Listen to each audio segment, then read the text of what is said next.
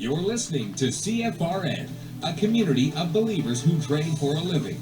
To learn more about who we are, what we do, and how we do it, call toll-free 1-866-928-3310, and we'll send you out a no-obligation information kit absolutely free. 866-928-3310. The CFRN Emini Futures cast is now on Stitcher. Listen to us on your iPhone, Android phones, BlackBerry, and WebOS phone. Stitcher is smart radio for your phone. Find it in your app store or at Stitcher.com. Stitcher Smart Radio, the smarter way to listen to radio.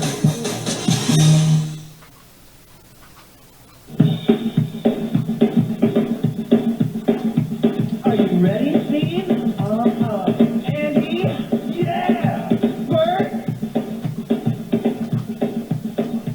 Well, all right, fellas.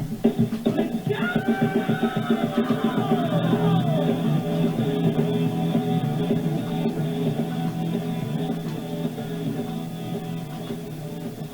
You're listening to CFRN, the Christian Financial Radio Network. Today's broadcast is brought to you by Audible. Get a free audiobook download at www.audibletrial.com/CFRN. Over 85,000 titles. Choose from mystery, romance, religion, science, technology, business, New York Times bestsellers, even children's books. You name it, Audible has it. With 85,000 titles to choose from, you're sure to find the perfect audiobook for yourself or to give as a gift, and it's absolutely free. Just point your browser to audibletrial.com/CFRN. That's audibletrial.com/CFRN. And become a part of the audiobook revolution by downloading your free audiobook today. audibletrial.com/CFRN. Hey trader, want to get rich quick? Well, good luck with that. If on the other hand you actually want to learn how to trade, the place to be is www.cfrn.net. Tune in Monday through Friday, 9 a.m. Eastern for our daily devotional, and then spend the next 3 hours learning how it's done for professional traders who actually trade for a living. That's www.cfrn.net. Every trading day from 9 a.m. to 1 p.m. Eastern. CFRN, a community of believers who trade for a living.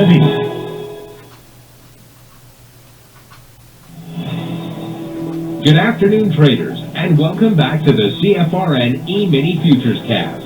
This is the daily broadcast of Indeterminate Length, where we discuss all things Emini, along with some really big ideas on the finer points of trading gold, bonds, crude, sugar, the euro, and even T-bills. Joining us today from our studios in Boston, Mr. Michael Bork.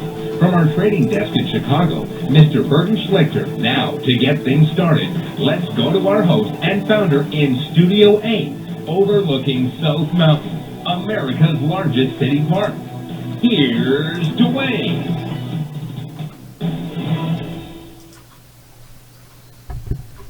Good afternoon. Welcome back. Today is Wednesday, 11th day of September, 2019. Yes, anniversary of 9/11.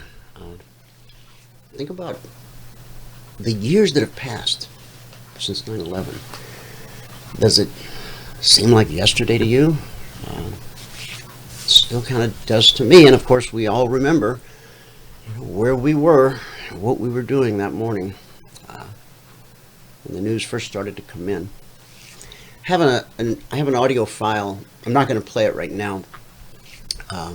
But it's something that I play every year on September 11th. In fact, on the radio, it will go into rotation. That one file will just play throughout the day up until midnight tonight.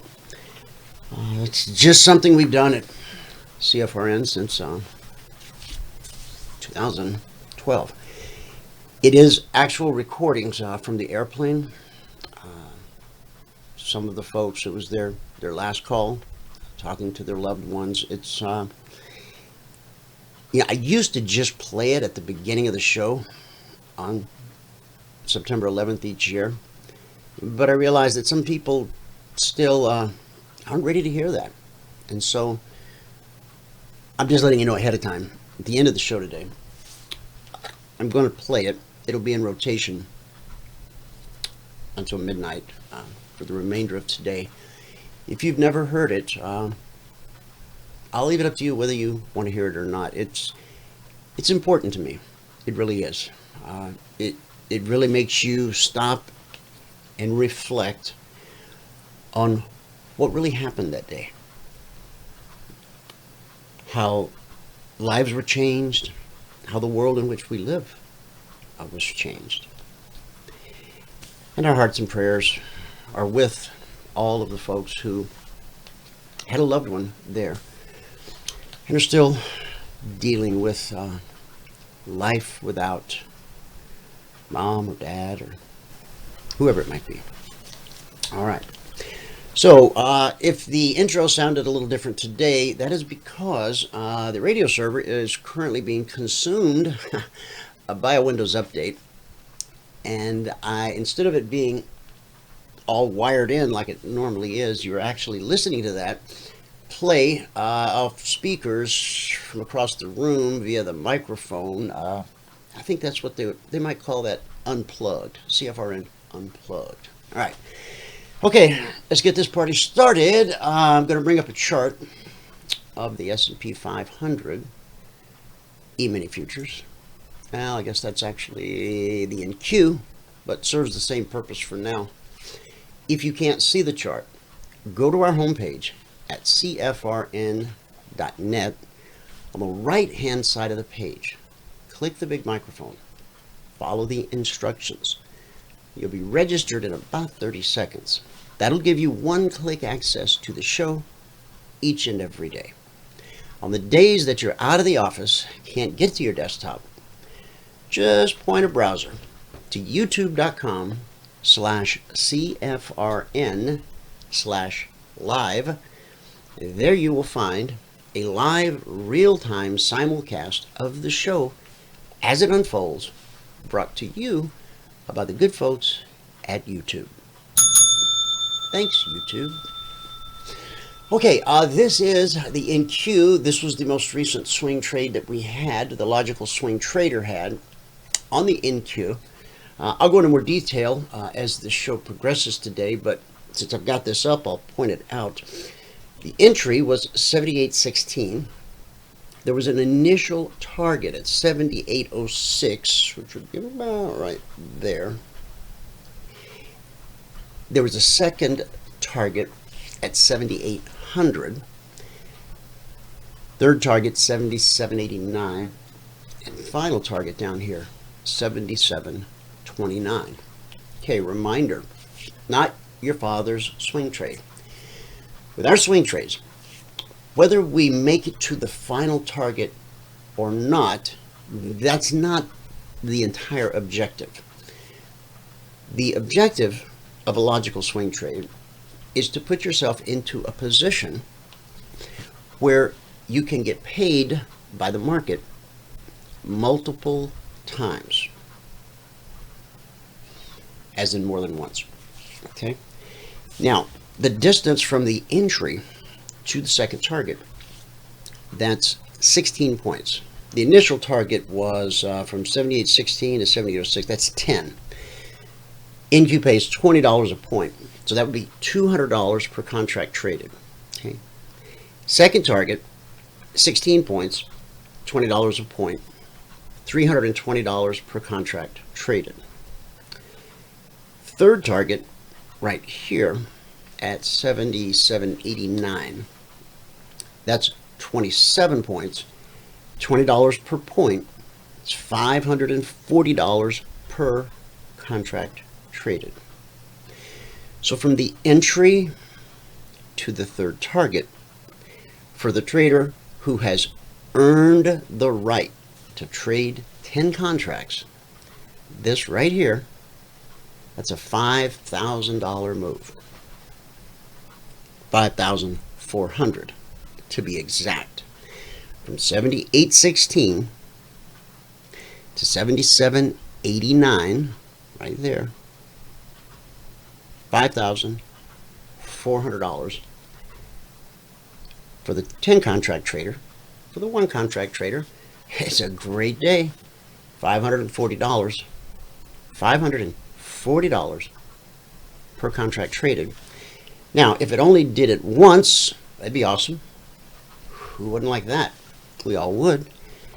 But we know that important prices in important areas are almost always tested. Now, that's again where the logical swing trader differs from your father's swing trader. Because when we think of a swing trade, we just think of it going from point A to point B, right? But because our entries are unique, in keeping with the underlying premise of Logic 247, we most often see multiple triggers. So that $540 per contract journey happened once, got back above the trigger, happened twice. Actually, I skipped this one. This one only made it from 78.16. The swing low on that one was 78.06 1/4. Okay, so that was 9 3/4 points. So from 16 to 06 at 10 points, it's $200 per contract traded. So you had this, right? And then you pop right back above the trigger. You make the run to the second target, third target. Now we're back above the trigger. So this is actually the third trigger right here. Now the first one only made it basically to the first target. Second trigger made it to the third target. Third trigger made it to the third target and well beyond. And then we have the fourth trigger, which dropped down. And yesterday I was providing commentary in the discussion group. If you're on the Logical Swing Trader and you're not connected to the chat room or the discussion group, you should. Valerie can give you the link if you don't have it. I gave some numbers out yesterday afternoon. I said if the S&P firms up here and if the NQ firms up here and we start to move higher, that is probably a very good indication that the markets are heading higher, which means we're probably done with this particular swing trade. So I put that commentary out. I think it was on this candle right here. It might have been on this one or this one. And then like a hand in a glove, it just slid right down, fulfilled the third target obligation, did an about face. This candlestick formation here, that's not a perfect example, but it's something I call the Twin Towers, okay? It just so happens today's 9/11, so I'm not trying to be cute and tie those two together. That's just something I've called it for years. However, I say it's not a perfect example because it's not, these aren't two identical candles. If they were absolutely identical, wicks, no wicks, whatever, if these two are identical, one red, one green, in proper context, that's about as bullish a turning point as I have, okay? Now, back to trigger number 1, 2, 3. We did put in a swing low down at 77.44 1/4. So we'll call it 77.45. 77.45. Okay. Alexa, 78.16 minus 77.45. 7,816 minus 7,745 is 71. Okay, so that's 71 points from the entry to the swing I'm low. not quite sure how to help you with that. Sure you do. Don't you? Alexa, what's 71 times 20? 71 times 20 is 1,420. Okay.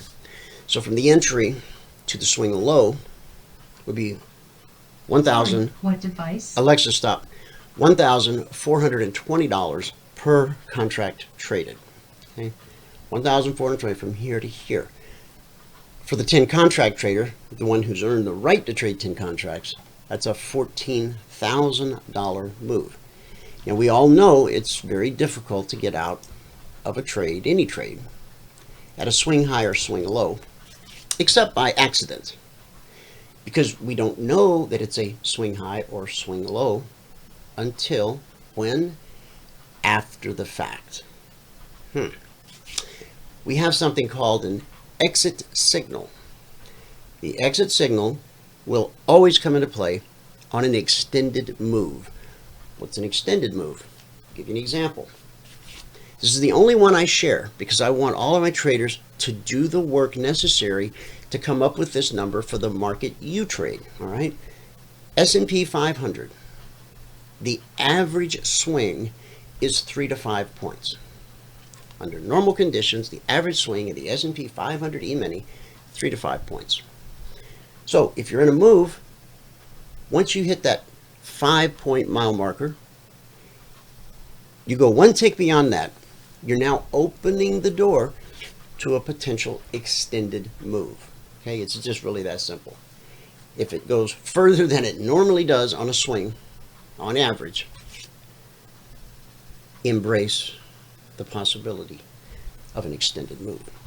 Now the exit signal, based on market structure, can be very beneficial, and sometimes it's not as helpful as you'd like it to be, but let me just show you what it looks like, and then you can determine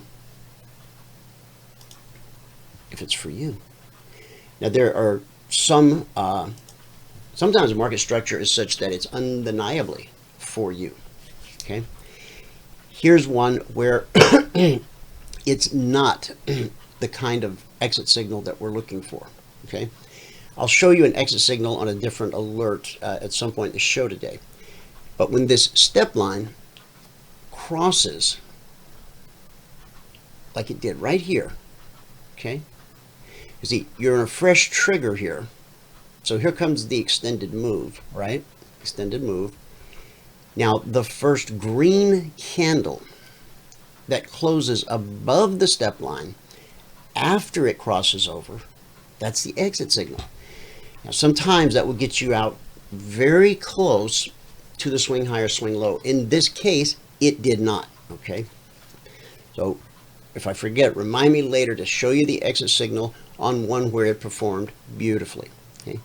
And you have no way of knowing if this is one where it's going to perform beautifully or not, because it's one of the things that are unknowable. Certain things you cannot know the answer to. So I won't go into the whole full-blown foundation of the universe thing and how God created us and this world in which we live, but if you've been around any length of time, you've heard it before. Okay? All right, so we've covered that. Let me give you the numbers from around the world so we can get over to Michael, get a recap of everything that happened in the live training room today. Pull in some fresh data. We did have crude inventories today, and that did send crude a bit lower. Okay, here comes my data. Currently, the Dow up 84 points, NASDAQ up 66, S&P 500 up 12, and the Russell 2000 up 19. In the commodity basket, crude oil down $1.16, trading 56.24 last. That's a drop of about 2%. Gold up $2.80, trading 15.02 last. In the Asian markets at the close, the Nikkei posted a gain of 205 points. Shanghai dropped 12, and the Hang Seng tacked on 475 points. That's a gain of almost 2%. The Nikkei had a gain of almost 1%. And in European markets at the close, FTSE, solid gain, 70 points, almost 1%. The DAX up 90, 0.75%. And the CAC gained 24. And for the CAC, that's about half of 1%. So that gave us a mixed day in Asia, a green day in the UK. So far, it is a big red Radio Wednesday here in the US of A. Let's go to Michael, get a recap of everything that happened in the live training room this morning. When I get back, we'll talk to John. We'll take a look at the Concierge Trade Alerts. We'll take a look at the Logic 247 alerts. All that and answers to your questions when I return. Take it away. Excellent. I got it. Okay. The stop loss on that Owen was it's posted with the alert. I'll show it to you when I come back. Michael's got the charts right now. Yeah. And the way that Crude is going right now, Bart, are you in here right now? Let me check and see. It says you are. Gonna be looking at call options. Okay, buying calls. I'll figure it out a little bit later, and I can email you what I think. Okay, my thoughts on that. All right. Okay.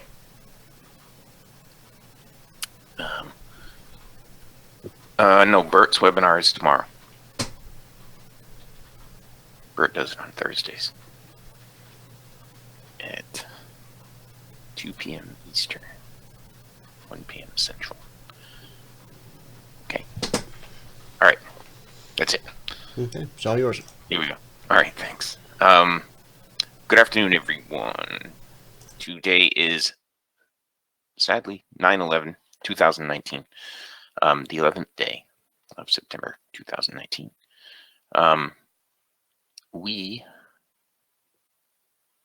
Well, if you haven't taken a free trial with us, go to the home page at CFRN.net. And in the right-hand column, it says 5-day free trial apply.cfrn.net. If you click on that, it will be brought to this page, eminitrainingschool.com.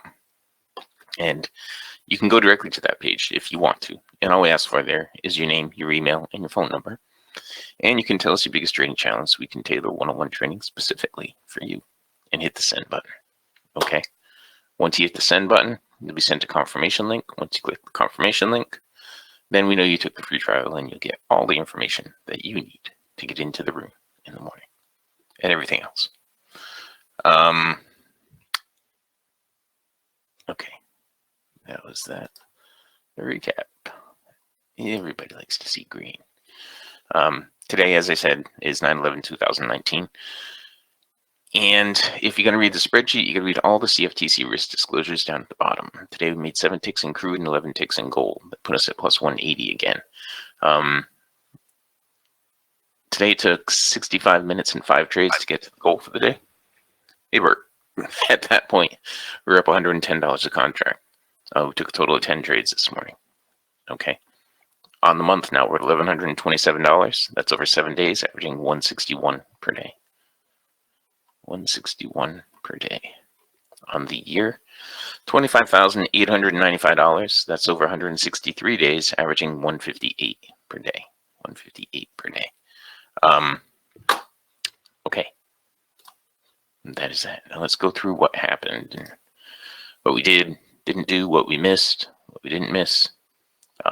We have an open house going on, so I'm doing a lot more talking and training than I typically do. So I'm missing a little more than I typically do.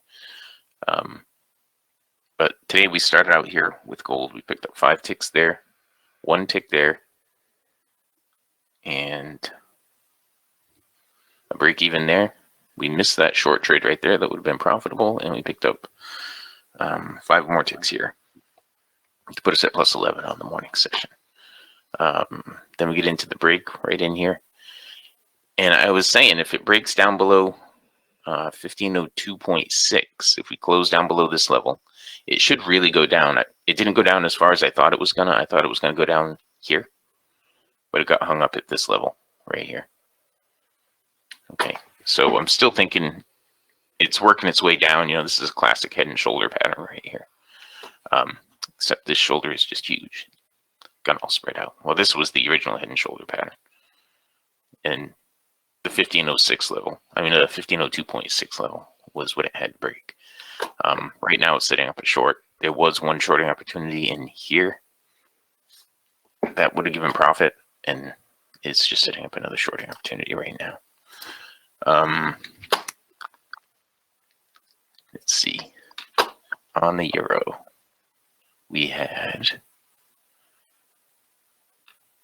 one trade opportunity right here that we got to break even on. Yeah, one more right over here too. That was during the break, but it was right there, and it's still playing out. Okay, on crude oil.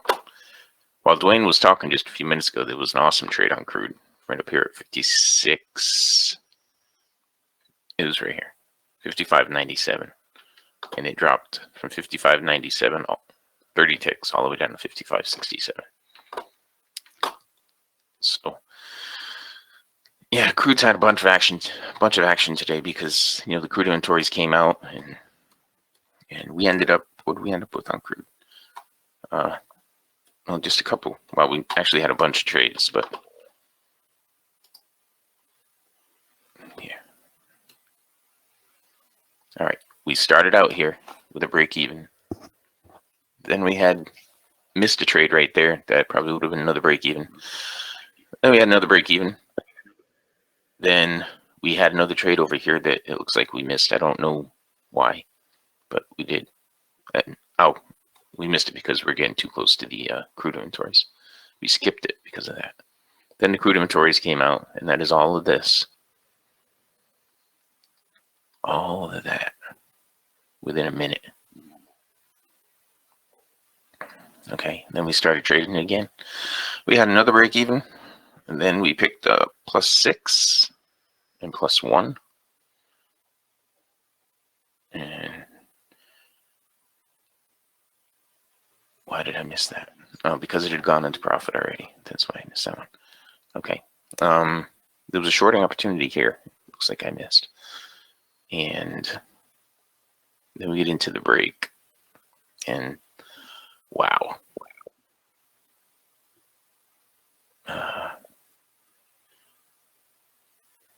Yeah, the problem is it was tanking, but it wasn't giving trade opportunities on the way down.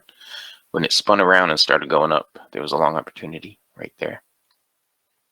And then it spun back around and started going down, and there was a short opportunity right there. And another one right there. And then it turned and started going back up, and there was a long opportunity right there. And this is when Dwayne was talking during the break. There was a shorting opportunity right there, and now it's just going sideways. That was crude today. We ended up with +7 on crude. The ES we didn't do anything with today. It started out in here pretty choppy and got up into the weekly trading zone and consolidated. It got up above, but the slingshot's not giving us any opportunities. Yeah.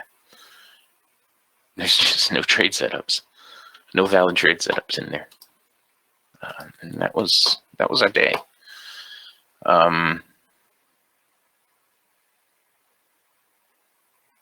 Expect to hear from the president shortly. Huh. That should be interesting. Okay, and the daily double. 55.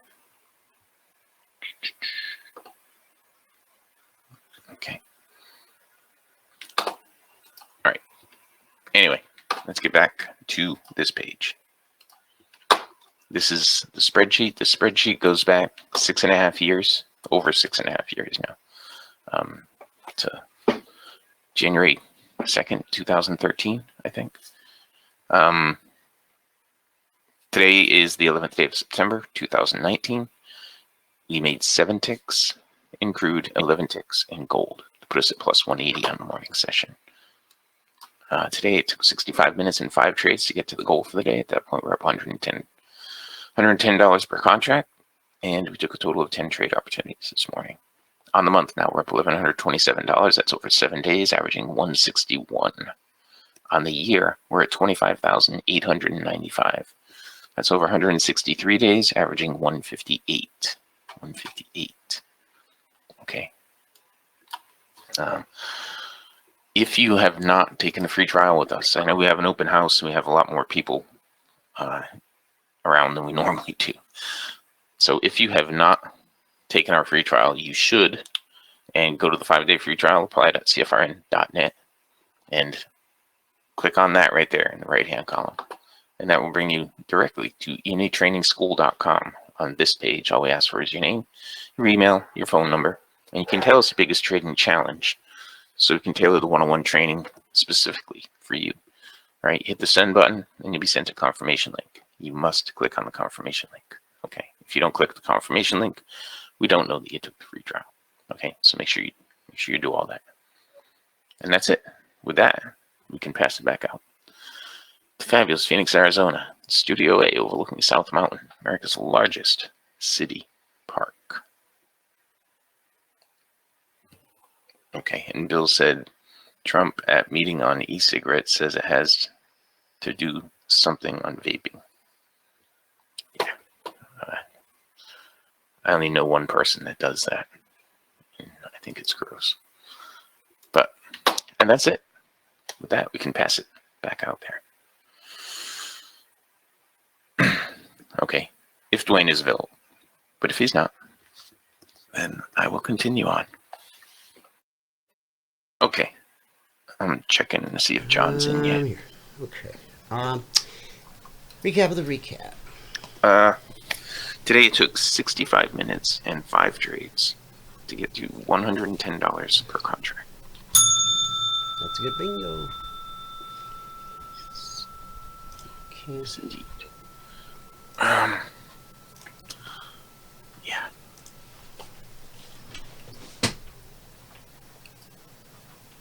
Okay. All right. Okay, charts are back. Yes. Yes. All right.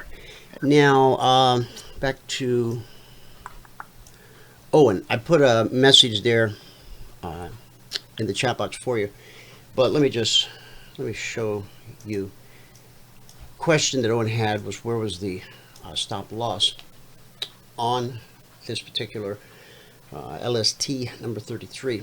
We use market structure to determine our stop loss, and we don't use in the mornings when you're trained in our methodology, our strategy, using our indicators to simplify things for someone who is, trying to learn everything, get it all down.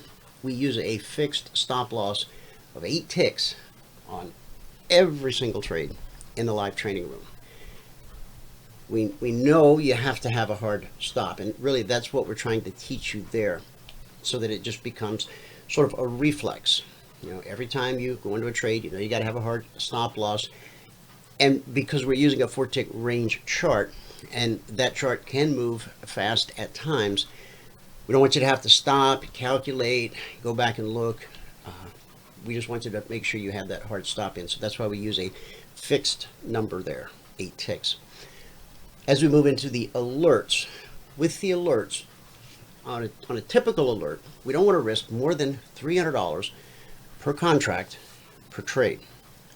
Obviously, on the swing trades where we're going for a potentially larger profit, then that is going to require greater risk proportionate with the profitable opportunity that lies in front of you.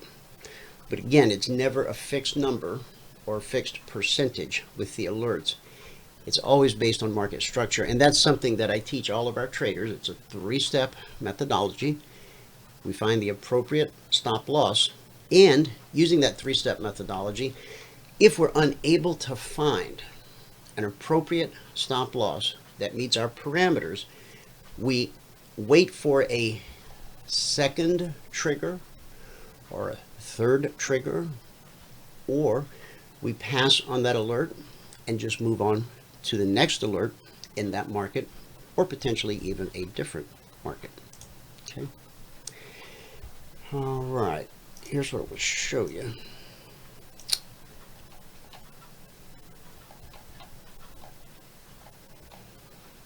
All right. Last night in the channel, as this was, or yesterday afternoon, that says 1:03 p.m. I'm on Pacific time. Telegram reads your computer clock. So whatever time zone you're in, that's the time that's going to show up in Telegram. And so this would have been 4:03 yesterday afternoon, Eastern, 4:03 Eastern. I sent the message, NQ and the ES both just ran right back to the trigger. Important prices, important areas are almost always tested. Now you can see right here, this was price running back to the trigger. Okay. NQ triggered for the 4th time, so I initially put this in at 4:03 Eastern, and then I was back at 6:41 Eastern. ES now triggering for the 4th time. The current move stalls at 2972/74 and begins to move higher. Consider exiting alert until the 5th trigger if we get one. Okay. And then at the same time, a couple minutes later, I posted NQ just triggered for the 4th time. It's this one right here. If we stall out near 7803/7806, consider taking profit, and we will reevaluate if and when we get a 5th trigger. Okay, and so price did stall out. It dropped a little lower than that number that I gave. I've got an echo going. Yeah, I had that going too. I think Bert might have his mic on. I thought I heard. I think I just fixed it on my end. Yeah. Okay. Yeah, I know what the problem was on my end, so I'm not sure if you were having the same issue. Okay. Yeah, I was. Okay. All right. So we come down after the 4th trigger. We come down into that area. We actually pushed below the BBC. Now remember, when price pulls back to the BBC from above, we expect it to hold until it doesn't. This is holding. Well, yeah, but it closed on the other side. Right. But it held. Just as over here on the way down, we had a bearish cross. Price pulled away. Price pulled back and physically touched the BBC, which gave us another leg right to the 3rd target. We then pulled back to the BBC. As we pull up to it, we expect it to be good resistance, and it was, and it sent us back down to the swing low, which again, the swing low is 77.45, so 77.30, so about 15 points. There's about, the total move would have been 87 points, so we came within like 15 points of hitting the final target. Okay, now see what happens here. Price pulls back up to the BBC, because you wonder, well, why didn't it trigger again right here? Well, because price ran into an obstacle, the BBC. Remember, we expect it to hold until it doesn't. So we pull up, holds, down we go, and we put in a higher low. That was one of the first indications that, you know what, we may have milked this opportunity for all that the market is going to give us at this time. That's why I started putting those comments in the discussion group to consider. If you've not taken some or all profit at this point, consider doing so. Now this was an unusual candle here. Happened at 3:30 yesterday afternoon. In one candle, we ran from 77.70 back up to the trigger at 78.16. So that's a 46-point candle, if I did the math right. Here we come. Right now, again, we're expecting this to be good support. So you can see where the number 78.03, 78.04 that I gave. If price starts to firm here, this move may be over. We actually penetrated that BBC just enough to clock that 3rd target for a 3rd time. And then it becomes leg. See, coming down, it's leg, retrace, leg, retrace, leg, retrace. Leg, retrace. The difference right here, see, there's a low, there's a lower low, there's an even lower low. And so on the pullback, in keeping with the ongoing trend, right, we should have put in a lower low, but we didn't. We turned up. This candle is evidence of some strong bullish sentiment in the market. So we're going leg, retrace, leg, retrace, leg, retrace, leg. Flashes a warning signal. Are we about to start building legs in the other direction? Leg, retrace, leg, retrace. And that answer is, of course, yes. Okay. Now, look at what happened right here. Our bearish cross that led us into this field of opportunity right there happened at 78.37. Okay, on September the 10th at basically, that's right at the London Open, 3 a.m. Eastern on September 10th. Right there, it shows, no, actually, the time you see on the chart, that's midnight Eastern. Okay, right there, 78.37. Now, not only is that a bearish cross, which tells us to start looking for opportunities to be short in this market, when price turns, starts building legs in the other direction, leg, retrace, leg, retrace. Look what happens right at the price.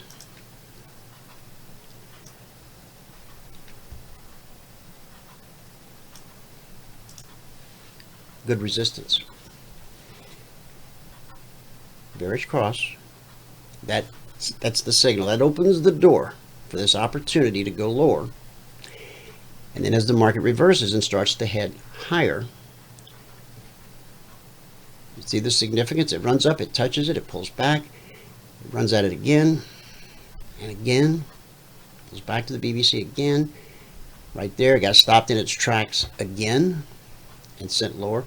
It was on this candle that we were finally set free of that area, which just led us to another area right here. And I put a resistance ladder in the channel last night. If you haven't looked at that chart, look at that. You can always draw that chart. You can always draw that diagram on any chart. Okay, so let's slide over a little bit. And there we go. We cleared this resistance, and we cleared that swing high was 78.86. And that's basically where we are right now. Tighten it up. Okay.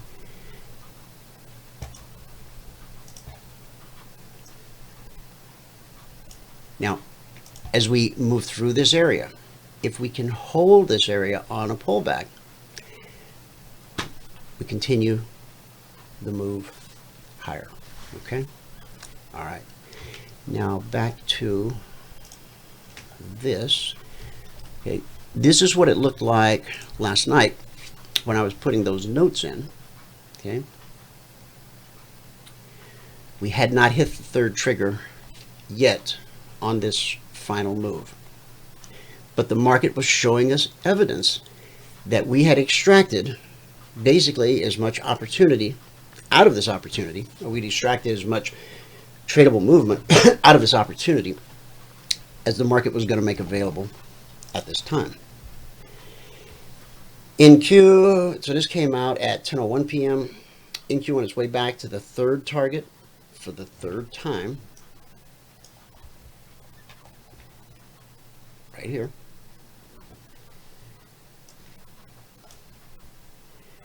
Just touched it. 540 per contract. Each contract, each time. Remember, we triggered 3 times. And then Tim had commented in the channel last night that when we hit 29.72 on the ES, let me switch charts here in just a second. We ran right back up to 29.80, and let me show you why that's important. He went on to say, while the NQ reached the third target for the third time, both the NQ and the ES have bounced to an area where they should find good resistance. If the ES does not find resistance at 29.80/81, the next spot overhead would be 29.84/85 and then 29.89. The next overhead resistance for the NQ, 78.42. And that would be this area right here that we were just talking about. So that's the reason and the reason why. Okay. Now we're dealing with this area. Okay. Let me see if I put that little ladder in here. I did. This chart, this is the S&P chart. As price was climbing back up into this area, we'll go look at the live chart here in just a second. We know there's potential resistance here, and here, and here. So let's go look at a live chart of the S&P.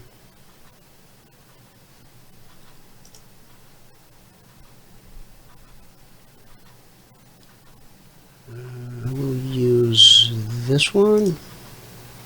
Yeah. Okay. On LST number 32, let me just bring that up.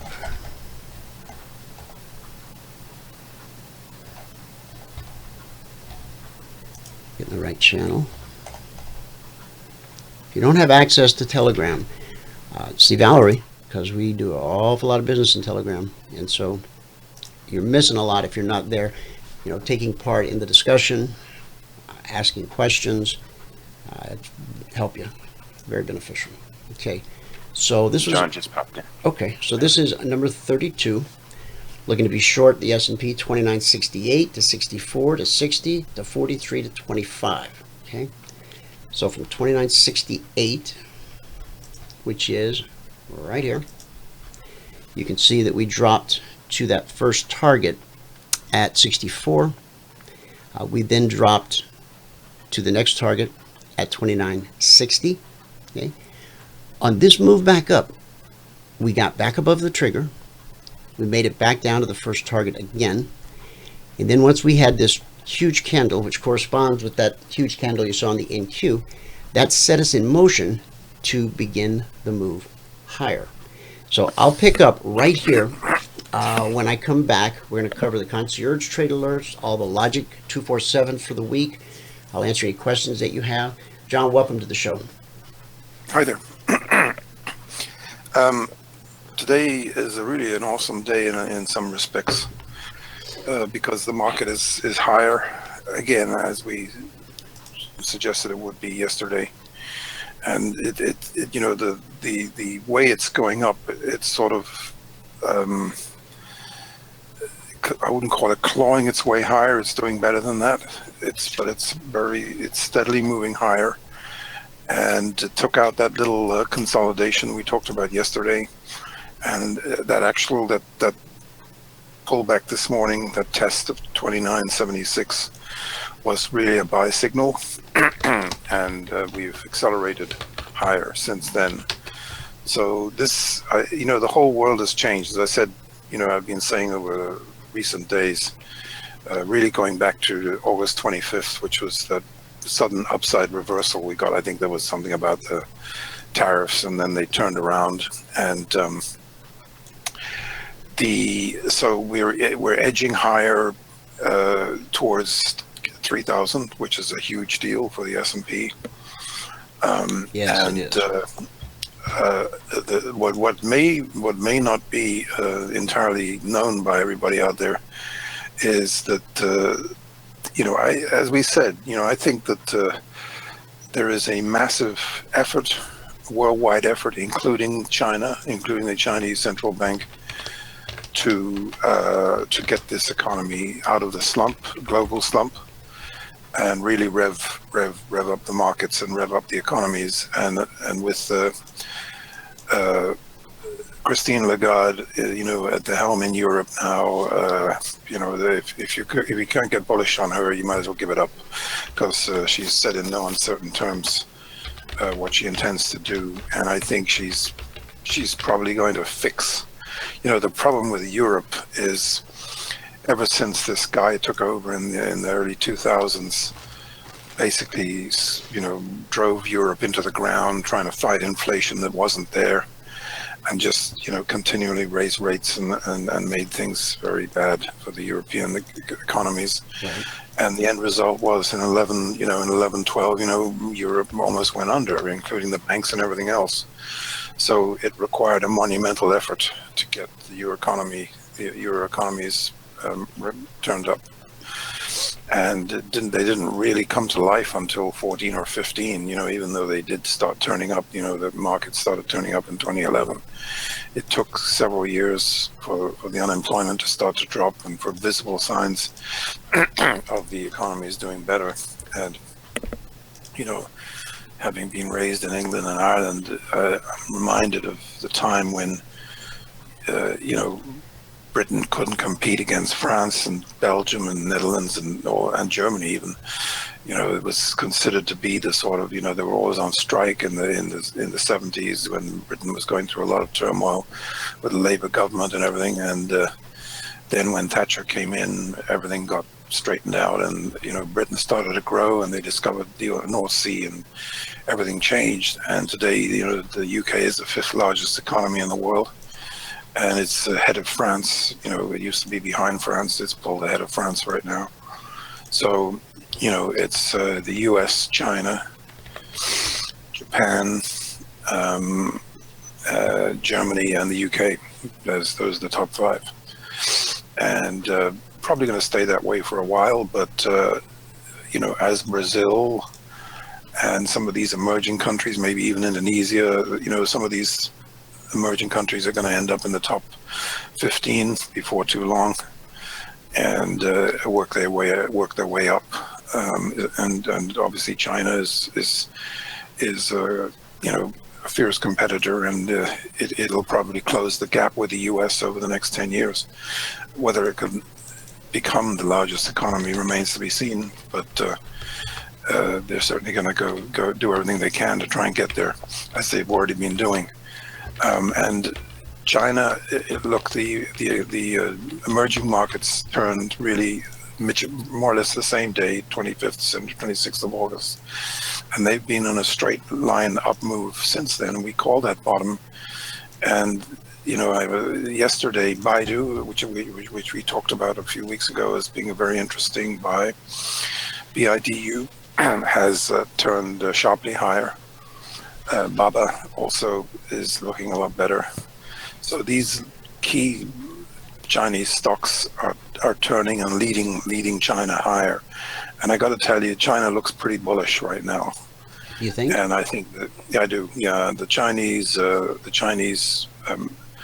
looks like they've turned the corner. And remember, they've put in a massive amount of stimulus, and they've really been pushing all they can to get the Chinese economy turned around. And obviously they've had to deal with the tariffs and everything else, but it looks like they're turning the corner because the markets are turning up regardless of the impasse over the tariffs and a possible deal. And it really is starting to look like there's going to be a deal done. Maybe not the perfect deal, but if they can get some sort of a deal done. Has been hinting about buying grains again, which helped the grains yesterday. So the whole world today looks pretty good on the emerging front. Russia is up sharply, Brazil, India, China, and the EDC is looking very bullish. So, and the EEM, maybe we haven't looked at the EEM for a while. Maybe we should take a look at that. Sure. And look at this Reuters. The Russell, cheapest. This thing is looking fantastic. Look at the Dow. The Dow looks like it's going to explode higher here in the next few days. On Monday, we did a radio freebie, putting everybody into Russell 1521. Initial target 22 and 25. Trade 2 target overhead was 36.37, followed by 48.49. It's done a beautiful job. Yeah, we're up 45 points off of that, I think. Yeah, look, the transports, the Russell, the whole sector is looking. The banking sector even is looking better. But if you could, can you go to the daily on Russell? Oh, you want to look at the daily on the Russell? Yeah, the Dow. Look at the Dow. The Dow looks. This is the transports. Oh, sorry. Yeah. Let me pull up. I get the Russell up. The ABC. You can see the ABC on the transports. And you can see how they could, the transports, there's only a stone's throw from new highs here. And that is just awesomely bullish if that That's happens. the cash index on a daily. Yeah, and the Russell looks pretty similar That's here. And you had the hard bottom back in June. a rebound, a kind of a B wave rebound, and then you had the C wave, and it was a non-confirmed, you know, it was what I call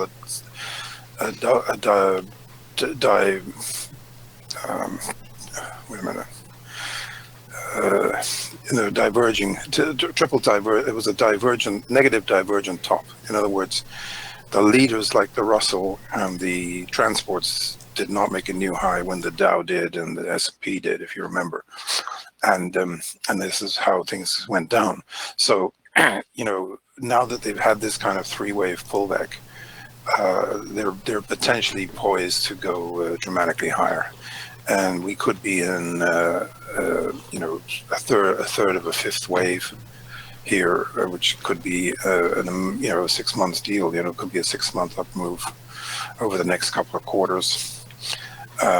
Easily, that could be the case. So, you know, the election win last night was obviously a positive as well. So, and that was quite a. What office were they trying to fill with that election? It was a special election, right? Congressional seats in that area, in Fayetteville, around about Fayetteville area. What led them to have to call a special election? Did somebody retire? I don't know. I don't know the details about it, but okay. they, you know, he came from 13 points down to win. That's pretty, you know, to win by 2 or 3 points. That's pretty impressive. So I think that's probably helping a little bit today with the markets too. So, yeah, and at the same time, you've got the look at the interest rates, the bonds hitting new lows again today.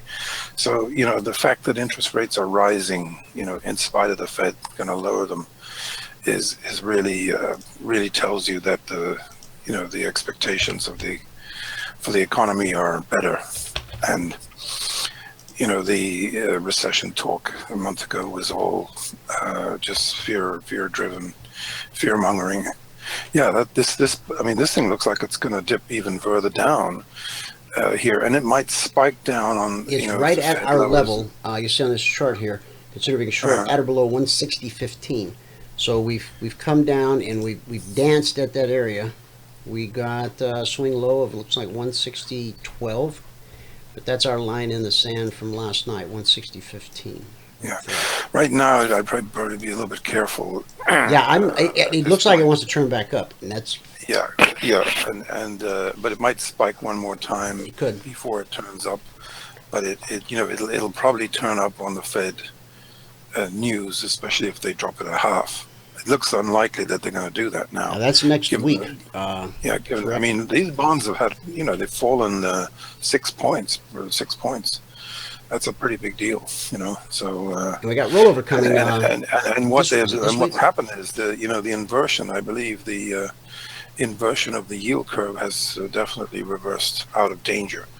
So that's another very positive thing.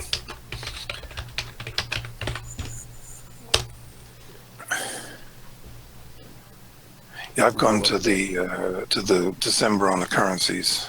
I guess in the next few days we'll be going on the S&P. This is 2012. I posted this, but it tells you here, guys. I'm pretty sure. Yeah, Thursday, June 7th. This is going back to 2012, but Emini Futures, including the S&P 500, the Dow, the Nasdaq, Russell, expire on the third Friday of March, June, and September.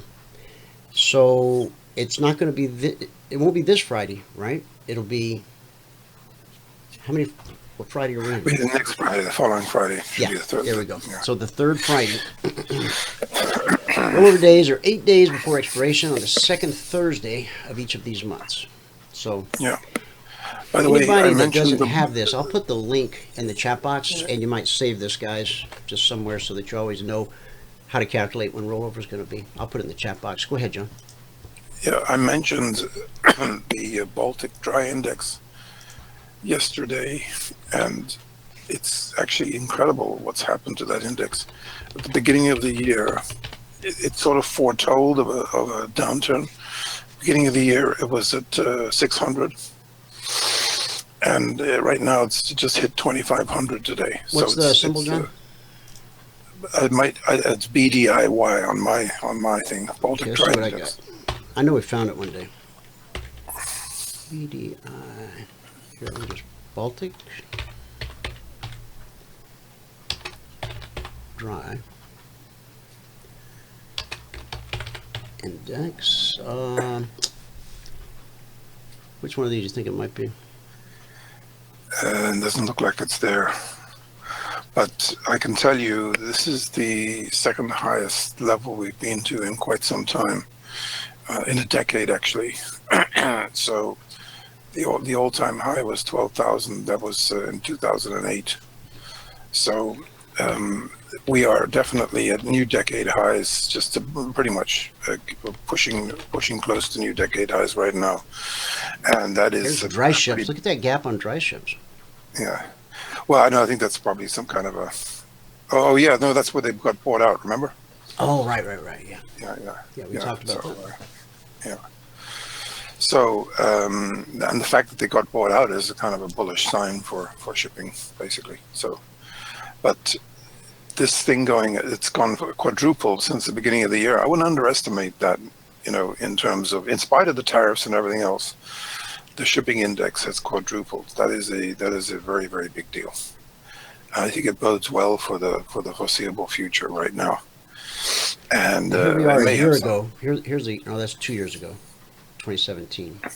Yeah. We're down around $1. Okay. Yeah, that where it was just going off the page. I think that where it was $10. Remember, they split a few times. Did they? Yeah, that was the $100 move up that we caught a couple of years ago. Can't believe it was that long ago already. I know, time flies. Yeah, it's like you realize this Bolton guy's been the national security advisor for 17 months. I mean, it sounds like feels like it was only yesterday that he got the job, and yet he's been there quite a while. Yeah. So there's another guy called McCordle. I think McCordle. He could be a contender for that job too. I think he's earned some points with Trump recently. He's a pretty solid guy. I think he's a general.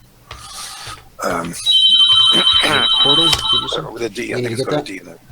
Oh, Yeah. a D. Yeah. McCordle. That's not her. No, it's not him. Okay, back to where we were. All right, we covered the S&P. Concierge Trade Alert, 2988. We've run up to, now these are this week's zones. I just updated the zones. Partners and passport holders get the weekly trading zones every Monday morning, 6:15 a.m. Eastern, either in their inbox or in the private Telegram channel. We've been publishing the zones since December 14th of 2009. They've been performing the same job, the same function, in the same manner for almost a decade. And really, since the inception of the markets. I've watched it live in real time since 2009. But if I look at historic charts, I can see that the same principle was in place and in play since the inception of the markets. Look what happened with price here. We had that extravagant leg or candle to the upside. Now, I've always told you there's 3 things that happen when price encounters a weekly trading zone. Only 3 things. The most likely thing is consolidation, which is what you see here. Second most likely is rejection. Right here, you see how this candle reached up, it touched that zone, and then immediately pulled back, okay? That's rejection. Now, if this candle comes up and touches this zone, it's going to turn it into consolidation. For the moment, though, price was rejected. On the initial touch of the zone, it was rejected. The third and least likely thing to happen, only 3 things, the third and least likely we call the slice. You see this big candle here that we were talking about, it sliced through that zone at 71.72 like it wasn't even there. But that doesn't change any of the other principles in place. When price approaches a weekly trading zone from below, what do we expect? We expect it to be good resistance till it isn't. And it was. It sent price back down to the zone below. When price approaches a zone from above, we expect it to be good support till it isn't. Resistance, support, consolidation. Now on this slice, with a slice, we anticipate price. Once the slice is over, once the move that pushes it through that zone like it's not even there, when that's over, we expect price to retrace to the zone that we sliced through. Because see, as we approach this zone from below, we expect it to be good resistance till it isn't. And this is a perfect example of it isn't. It blew right through it. Found this zone, found good resistance. So we expect price, when the slice runs out of steam, in this case, it failed to be good resistance. So now the market's checking to see if it's going to be good support. And the answer is yes. And then we anticipate price continuing in the direction of the slice. So if we slice up through a zone after the retracement, we look for higher prices. And if we slice down through a zone on the retracement, we're looking for that to be good resistance and then continue lower. So this is a textbook perfect example right here of how a slice works. Boom, boom. Okay? All right. So we're still dealing with this. Is it going to be consolidation or rejection? It looks to me more like consolidation. In fact, if we broke this down into a smaller time frame, like a 5-minute, you can see how you've got 1, 2, 3, 4 candles here. They're just consolidating just right below the zone. Sometimes the consolidation is just spot on top of the zone. Sometimes it'll consolidate just below it. Sometimes just above it. And sometimes we have what I call wide-ranging consolidation, and that's an area like this, okay? You're consolidating, but in a jagged, ragged kind of a way. This is even wide-ranging consolidation compared to what we typically see, okay? All right, so from 88 to 96, that's 8 points. That's what the market made available. At $50 a point, this move from the published entry to the trade to target, 8 points, $50 per point, $400 per contract traded. And for the trader who's earned the right to trade 10 contracts, it's a $4,000 move. Okay. All right. Not a bad way to start a Wednesday. Let's look at the Dow. All right. Now, you should have had a chance. If you didn't, go ahead and grab a screenshot if you want. Concierge Trade Alerts. 5, 4, 3, 2, 1. Okay. All right. 26935. Guys, as I'm going through this, if you have any questions, this is the time, this is the place. Ask away. Happy to answer any and all questions. All right, 26935.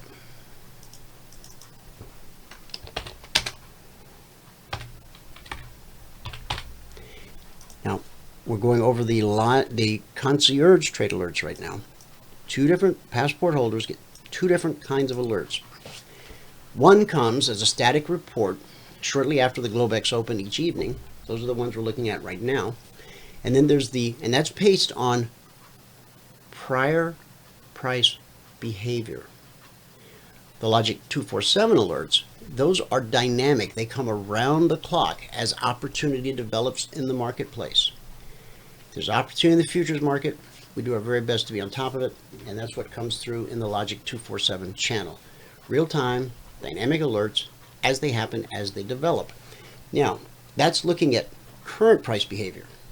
So we have one thing looking at the past, one thing looking at what's happening right now, and when those two merge and come together, intersect, if you will, it's a beautiful place to be if you're a trader. Okay. All right. Consolidation here at the trigger, 26935, and swing high so far, 27035. So, well, that'd be 100 points. From 935 to 035, it's 100 points.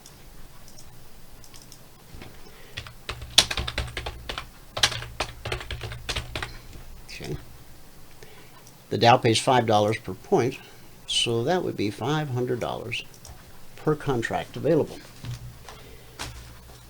Now, from a zone standpoint, the next zone up overhead is 27090.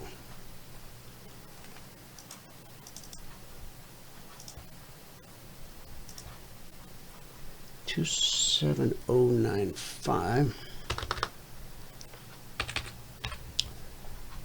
Okay. So that is the current trade to target. Okay. Entry at 26935. Now the zone below that trigger, 26900/905. Now, CFRN partners and passport holders had these numbers Monday morning, 6:15 a.m. Eastern.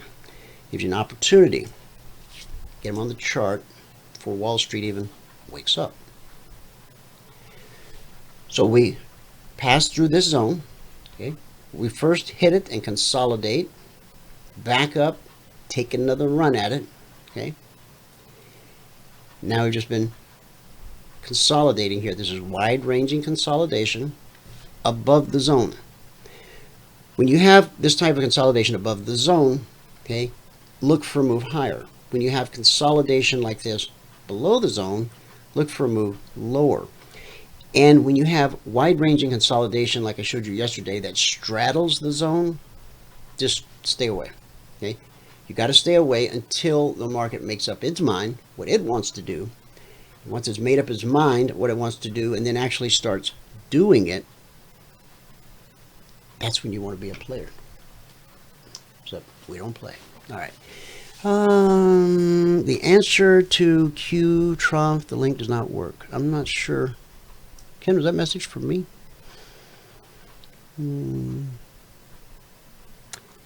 Okay, Bill had said earlier, White House just gathered pool reporters unexpectedly. We don't know what this is, but expect to hear from the president shortly. Oh, okay, it was a meeting on the e-cigarette ban. Okay. Yeah, that stuff, not good. These flavored. Now, there's a young guy that has a vaping store, not too far from where I live. I popped in there one day just to see, what is a vaping store? What are they doing here? Like an opium den or something? It wasn't. But it certainly smelled of tobacco. But he had this wall, this huge wall filled with these little vials. It had to be, kind of like a Baskin Robbins, but for cigarettes. There's all these different flavors, cherry and chocolate, and just kind of made up names where people combined flavors. He must have had it. I'm sure he had 200, if not 500 different flavors. So I guess somebody buys one of these cartridges and then he adds the flavor to it. I mean, it's got the nicotine in it. This stuff's dangerous. It's addictive. It's nicotine. I don't care how good it tastes. It's not good for you. And we're finding out it's really not good for you with these people who have died recently from some type of lung disease. I've heard it called popcorn lung. So if you know anybody who vapes, I didn't think I'd ever say it's probably safer to smoke cigarettes, but it just might be. I don't know. Because vaping's only been around a while and people are already dying from it. With cigarettes, people usually, live 20, 30, 50 years and then die a horrible death. So, yeah. Can I help you? Is that you, John? Hi. Yeah, sorry about that. Okay. Were you coming back on, or did you just need me to hit mute on your? Look, just right now we're pushing new highs on just about everything. So this is turning into a very strong day. The only thing I didn't cover was the gold. The gold looked like it was going to turn, and it is actually turning higher. The gold today. The silver's a little bit negative. We mentioned the palladium recently. Palladium is at 1562 right now. It's very, very close to an all-time high around 1600. And I think that bodes well for platinum. So I would be looking to buy the platinum possibly around here or maybe above 950 to be safer. The lumber, by the way, is almost up the limit again. It was up limit up yesterday and is up sharply again today. That's probably responding to the economic upturn.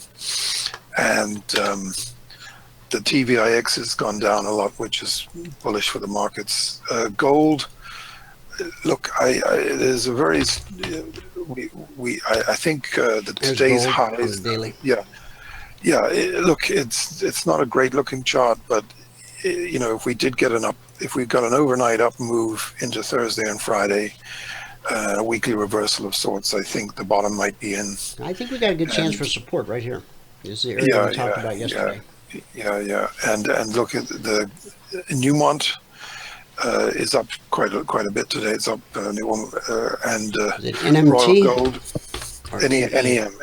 NEM. Okay. And NEM. There we go. No, just NEM. without the T. Okay, gotcha. There we go. Yeah, you see, it's up quite a bit already today. That's a bullish structure. Yeah, and Royal Gold, not quite ready to go yet, but looking quite good. RGLD. There we go. A little bit heavier, but you can see right the 2 feet. You see those 2 feet that is the two dojis there. You know, if we have an update tomorrow, these. If we have an update tomorrow, the lows are probably in on Royal Gold, and that should lift the nugget and the JNUG. They're not out of it yet. They're a little bit heavy still. They had a good run this morning, but they kind of got knocked back.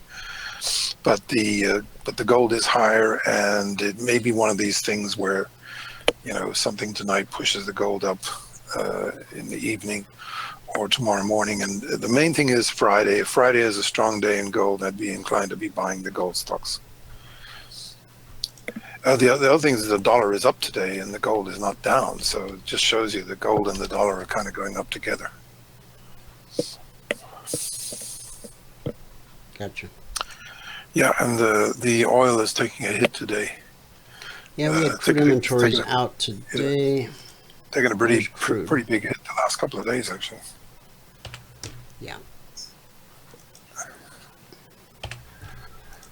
All right. So last week's zones. Go ahead. Just to pay our respects to everybody for 9/11 and everybody who's been defending the country since, and we will never forget. No, we never will. And at the end of the show today, I'm going to be playing that file that I play every year in memory of that, and it's an audio program put together by a radio station, but it stitches together a lot of the different phone calls. They have recordings of phone calls that were made from people on that plane the last time they were able to speak with their loved ones. So it can be traumatic. So if you're not ready for something like that, don't listen to it. But I'm glad that I have it, and I'm glad that I'm able to remind myself, because we say we'll never forget.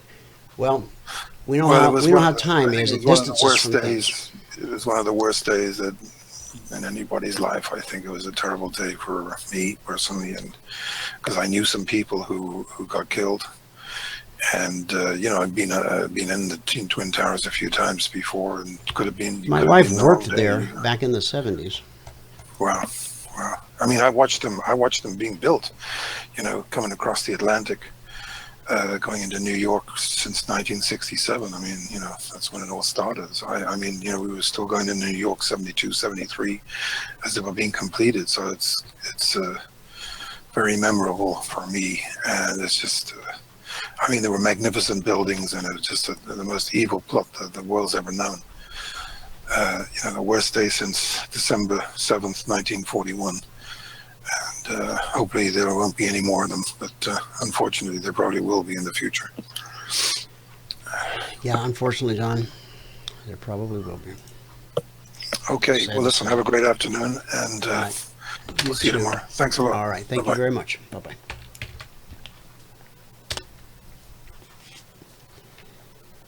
Okay. All right, we jumped over here to crude. Let me jump back to where it was. Down. Okay. Now, Concierge Trade Alert. Long the Dow, 26935. We've already ran up 100 points. The trade to target overhead is the weekly trading zone. So from 935 up to 090. What's that going to be? Alexa, 27,090 minus 26,935. 27,090 minus 26,935 is 155. Alexa, 155 times 5. 155 times 5 is 775. Thank you. Okay, if price continues up, And good morning. good morning to you. If price continues up to hit this weekly trading zone, and we expect it to, till it doesn't, that'll be what she just said. 155 points, $5 a point, $775 per contract traded. Okay. Radio freebie I threw out 27060 up to 27080. Now someone might say, well, why not 090? Well, because zones are an area. Sometimes we see price turn right on a dime at the zone. Sometimes it'll come, a few ticks short. Sometimes it'll spike it by a few. Don't tell anybody, but we don't know what's going to happen next. Shh. We don't. Nobody does. Not man nor beast, not machine nor algorithm. It's just not possible. God didn't create the universe that way. Check it out in Genesis. And you'll see why. Okay? He could have. If God wanted to give us the ability to change the past, he could have. If he wanted to give us the ability to know the future, he could have. But in his infinite, omnipotent, omniscient wisdom, he thought it was a good idea to just leave those ingredients out. So, next time somebody tells you that they know with certainty what's going to happen in the market next, you don't have to call them out on it. But you can just smile, nod your head, and know the truth. Okay? That's the truth about trading and about life. All right? Okay, so we're not going to hang out here and wait to see if this makes it up to the zone overhead. We fully anticipate that it will make it to the zone overhead unless some obstacle enters the picture. We can see we have no obstacle in immediate history here. If we scrunch, we do a whole lot of scrunching. There's no obstacles. No obstacles. That's a good place to be when you're in a trade.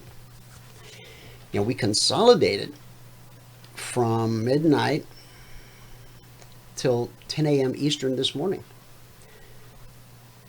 But we consolidated above the zone, which leads us to anticipate the zone above. Okay. Now I'll layer one more thing on here.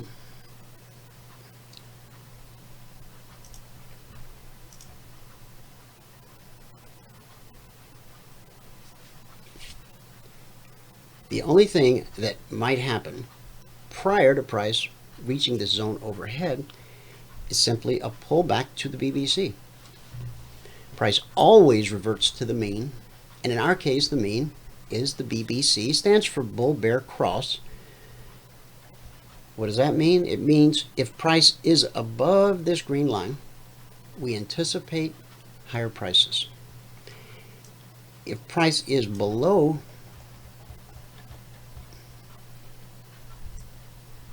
that line,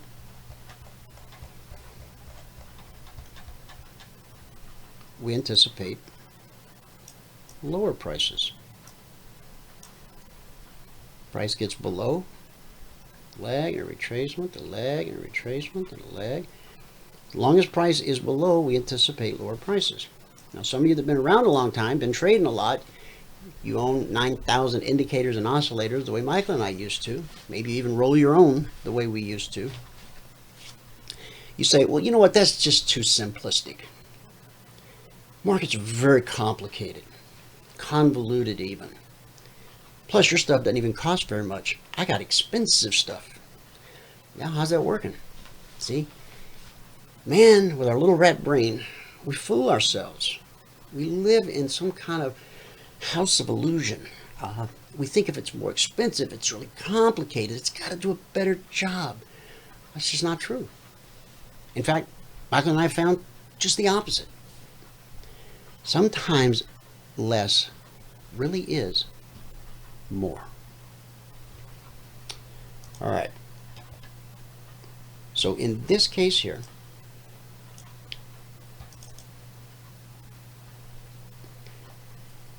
one of two things is going to happen. Okay? Now, there are very few absolutes in the market, but I absolutely, positively assure you, price is either going from where we are right now at 27046. It's either going to the zone overhead, or it's going to pull back to the BBC. One of those two things will happen. Write it down. Test me on it, okay? It just is. It's not that I have some special knowledge. I'm not clairvoyant or psychic. It's psychotic, perhaps, but not psychic. It's no stretch to just say a price is either going here or it's coming back here. One or the other, okay? Could it go here, then come back here, then go back there again? Yeah. In fact, that's the high probability thing. The only real question is it going to pull back before it makes the dash? Okay? So if I'm in this, right, and I see price pulling back to the BBC, let's say we went into a full-on pullback here. Now, I can wait it out, or I could exit, let price pull back, find good support, and as it starts to move higher, re-enter. And somebody just screamed, but I'll have to pay another commission. Well, yeah, you will, okay? And so you have to weigh that. What's your ultimate goal? You have to think that through, and you have to make that decision. See, that's what trading is about. It's about seeing the evidence in front of you that the market has provided, and then making well-informed trading decisions. That's what trading is. Trading is not getting lucky. It's not about buying some shiny new indicator and you're all excited and you can barely sleep. You even tell the wife, you don't usually talk to her about trading, but man, this thing looks so good on those historical charts. You just can't wait to rip the top off of it in a live market. We've all been there. We've all done that, right? It's not about magic. It's not about will it work. Is it working today? You know, that just creeps me out. I'm sorry. Creeps me out because I lived that life for so long. Years. And when I brush up against somebody nowadays that's caught up in that thing, on that hamster treadwheel, it genuinely makes me sad. It does. Because I've been there, I've felt it. How many times do you put on a trade, start moving towards your target, you can barely look at it, you got to remember to breathe, right? You're just holding your breath, because man, if that thing can just go 2 more ticks higher, it'll hit your exit. You'll be out of the trade. You'll have green in your P&L. And it's official. You can label yourself a trader. See, that's not true either. I lived that life. I lived it all, you know. Not trying to say I've been everywhere and done everything, but I've done a few things and been a couple places, but what you learn to do in the market has to be something that's repeatable. When you understand how markets work, only so many things price can do, right? And when you can clearly see in your mind's eye what those things are, it becomes a self-fulfilling prophecy almost, because you're just watching it do. It only had 3 options. It's got to take one of them. And so whichever option it takes, I just want to be in on that option. You see, now that's not magic. That's not being breathless, hoping it works this time. Please don't say that anymore. It just, because if you want to stay trapped in that world where you don't really ever know what's going on, and it all does kind of seem like magic, and you bow down when some guru walks into the room because he seems to have more magic than most, you don't want that. No, you want a business. You want a business like any other business, except this is a business where you can make, it's unlimited what you can make, based upon your ability to understand how markets work. Not a license to go crazy, but the difference between coming to work and depending upon something that you don't understand to hopefully work today so that you can go home feeling good about yourself. Because what happens is when that thing goes 2 more ticks and you hit your exit and you get out, it validates you, not only as a trader, but a man, as a human being, right? But it doesn't. I know how the mind works. I know how markets work. And the two together, left unattended, can drive you nuts. Paul wrote a couple thousand years ago, you got to learn to take every thought captive. Okay? Now, I know there's a little boy inside all of us that likes magic, and probably the ladies too, right? But if you're depending upon magic to trade in the markets, you're going to become bipolar. You're going to become manic. When people walk in a room with you, they don't know if you're going to pop off in anger or start dancing on your desktop or curl up in the corner and just wish you could move on.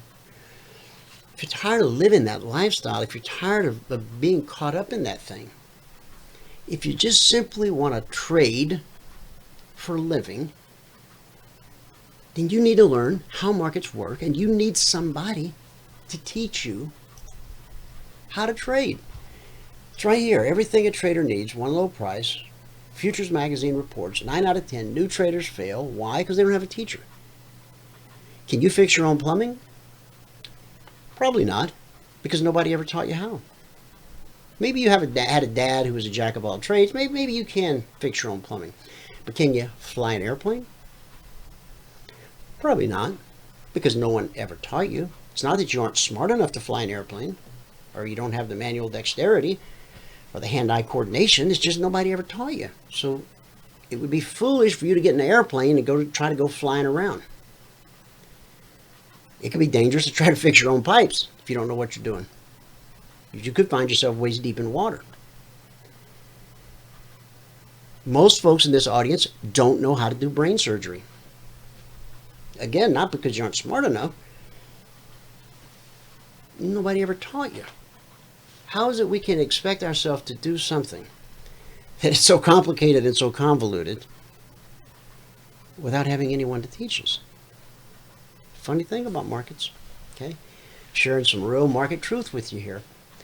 If you recognize what I'm saying, if you resemble yourself in my remarks, well, there's an answer. You can learn how markets work. You can learn what the next high probability move is. You can't know the future. No one can. But you can certainly learn what the next high probability move is. And you can deploy those skills every day in a repeatable fashion, day after day after day, until it just bores your socks off. But as you increase the number of contracts and those profitable trades start to have commas in them and 2 commas in them, you get over the boredom, okay? There's a little boorish hump there in the middle. between not knowing what you're doing and fully understanding how markets work. So, whatever the situation you're in right now, you're like 2 mouse clicks, count them, you're like 2 mouse clicks away from changing that forever. Two mouse clicks. All you got to do is point your browser to eminitrainingschool.com, eminitrainingschool.com. If you've not taken the trial in the last 6 months, or if you've never taken the trial, we've got an open house going through Friday. You can pick up an awful lot in a couple days if you hang out with us, because we don't hide anything from you. We got no secrets. We're very transparent. It's just right out there in the open. We'll work with you. We'll help you. We'll answer your questions. We'll let you use our indicators for the next couple days. By this time Friday afternoon, you should have a pretty good idea if what we have to offer, it really is different. You know, everybody says it's different. But between now and Friday afternoon, you can ask enough questions, you can watch enough, look at enough, sim trade enough. You'll see that what we have, what we do, really is different than all the other stuff out there. Doesn't make us better than anybody else. We're not haughty. We're not arrogant. We're just plain people. Just like you. Okay. All right, let's go back to the charts. Where were we? Were we over here? We were. Okay. So working on that radio freebie, let's jump to, here's the Russell. Concierge Trade Alert last night for the Russell was 1551. That's going to be right here.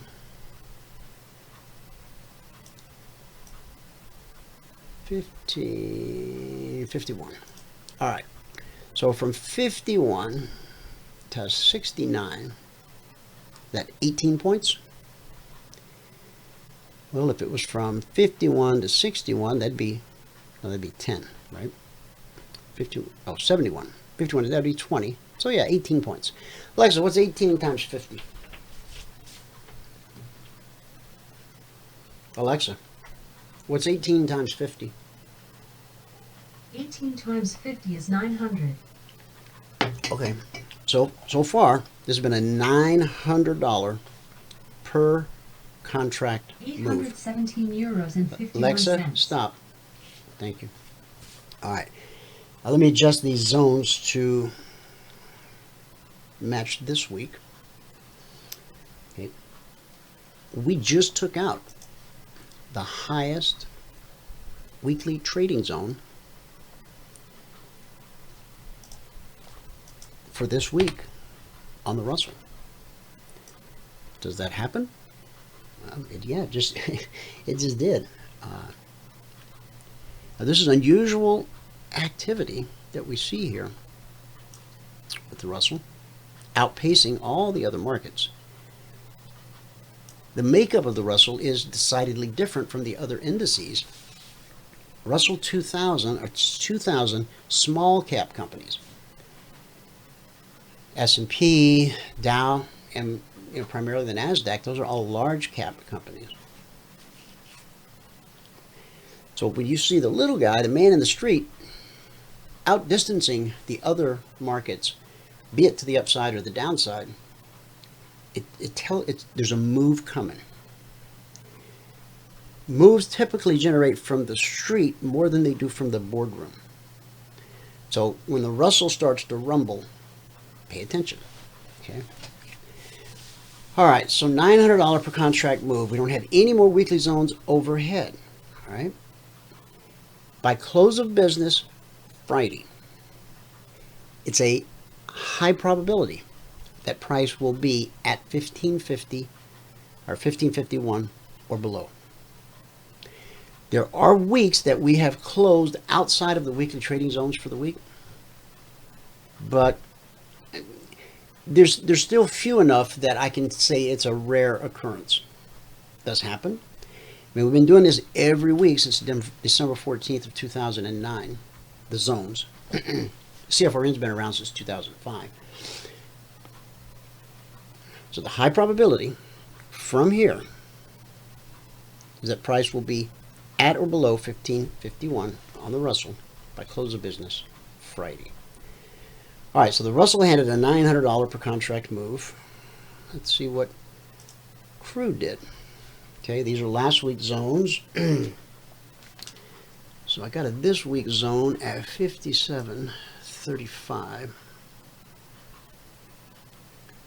Okay, 57.35/40.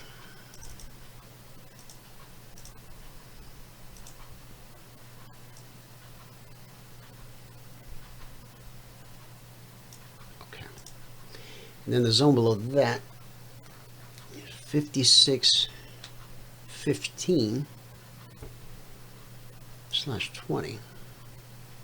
There's 56.15.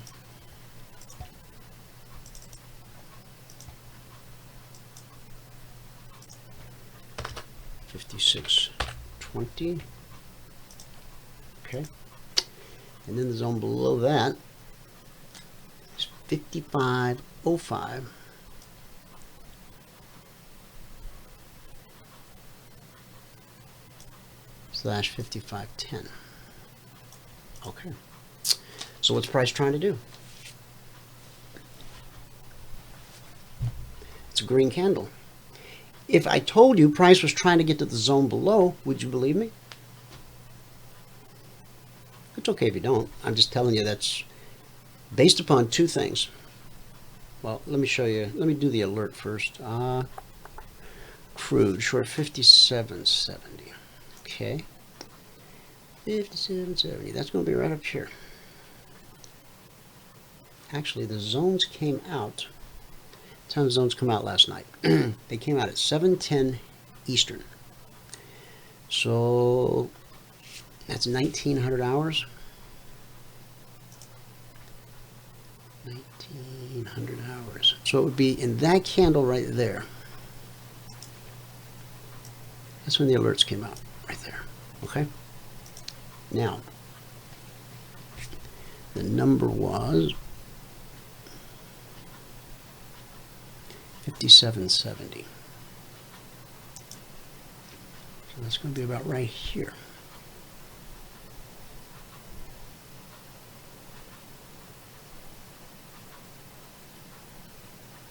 There we go, 57.70.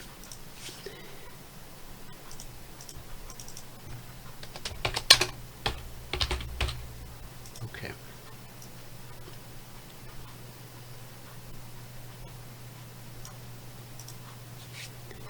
So we had a swing low right here of 67. So we tiptoed just a couple ticks over the line, retraced.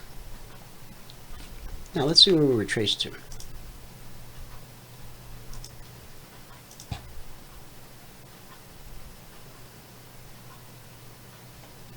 We were just caught up in some consolidation right here at the trigger, okay? Now, this move down, that was before the alerts came out. That was like noon yesterday. Okay? So the alerts come out here. Right there, we get a couple ticks below the trigger. Right here, we're at the trigger. And then we finally make that move. Now, the trade 2 target below the trigger is, of course, going to be the zone below. Once we move through the zone below, then the next trade 2 target becomes the zone below. And then once we get below this zone, the trade 2 target becomes the zone below. But it's a green candle. Yes, it's pulling up to the weekly trading zone. When it gets there, we expect it to be good resistance till it isn't. If it isn't, then price could continue climbing until it connects with the BBC, which will be over here by that time. We expect that to be good resistance, which we then expect it to send price back down to the zone. It's like a ballet, a waltz, dancing with the stars, right? Beautiful choreography, and you get to participate every single day. Now from 57.70 to 56.70, that's a $1 move in crude. from 57.70 to 56.70. It's a $1 move. That pays $1,000 per contract. From 57.70 to 55.70, that's a $2 move, and that pays $2,000 per contract. This is an extended move, okay? Right here, because of this consolidation, this black step line, this could be the point where we cross over. And that's what you're waiting for, looking for. You're waiting to see that step line make a decisive cross across the red and falling CFMA1. And because this is a short trade, you'll be looking for the first green candle that closes above the step line. And whatever that price is, that's the exit signal. That's the market telling you this move has run out of steam. Best bet is to exit. Okay, so if we get an exit signal here, you can take profit. And then when price pulls back up to either the zone or the BBC, whichever it turns out to be, that will present us with another opportunity to be short. Okay, and I'm sure there'll be a corresponding alert that comes out in Logic 247 to go along with that. Okay. Okay, that's the story on crude. Let's go to gold. Gold's kind of going nowhere fast. Concierge last night, consider being long at or above 1500. So it's going to be right here. 1500. Okay, there's 1500. And the alert came out 7:10, so that's 1900 hours. Okay, so it actually came out on this candle right here. Okay, that's not a current zone. I should fix that.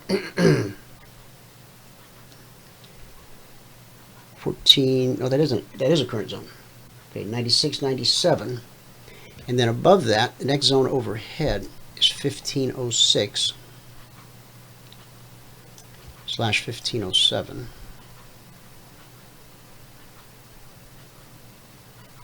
Okay. So what's price doing? It's pinging back and forth between these zones. Did it over here. Now it's doing it here. So we've been trapped in between, these two zones since yesterday.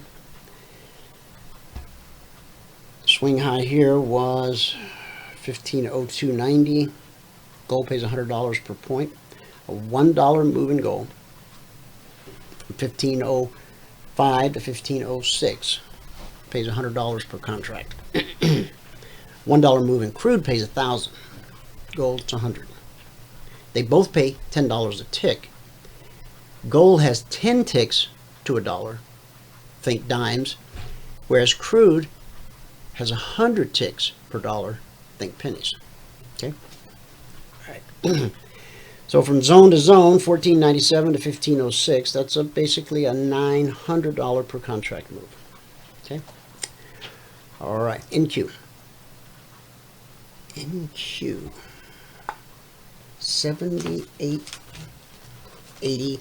Okay, we have a zone this week, 78.86 slash 87.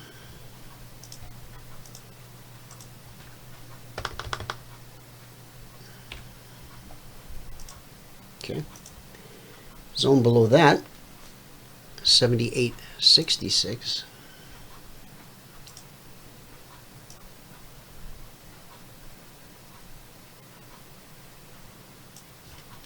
slash 67.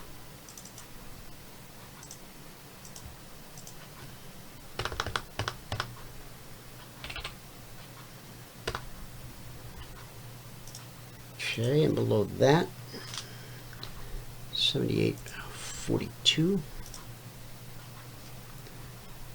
slash 43.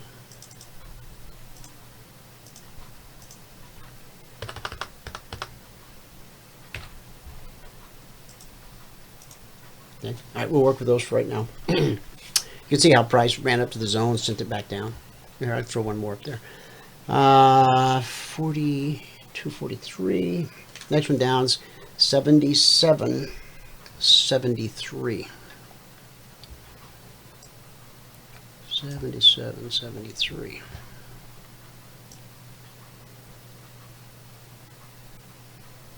There we go. 77, 73. Now remember, the zones come out for our partners and passport holders Monday morning, 6:15 a.m. Eastern. All right. So price gets above this zone, and it makes its way to that zone. Let me shrink this up a little bit. Yeah, there we go. So price gets above the zone, pulls back. There's a slice right there. See how it sliced through? Sliced, pulled back, confirmed good support, leg, retrace, leg, retrace, leg, and then boom, boom. All right. Last night, Concierge said to consider being long, 78.32. And that's going to be right here. Important prices, important areas, almost always tested. So this first move, the trade to target is 10 points overhead at 78.42. And it did exactly that.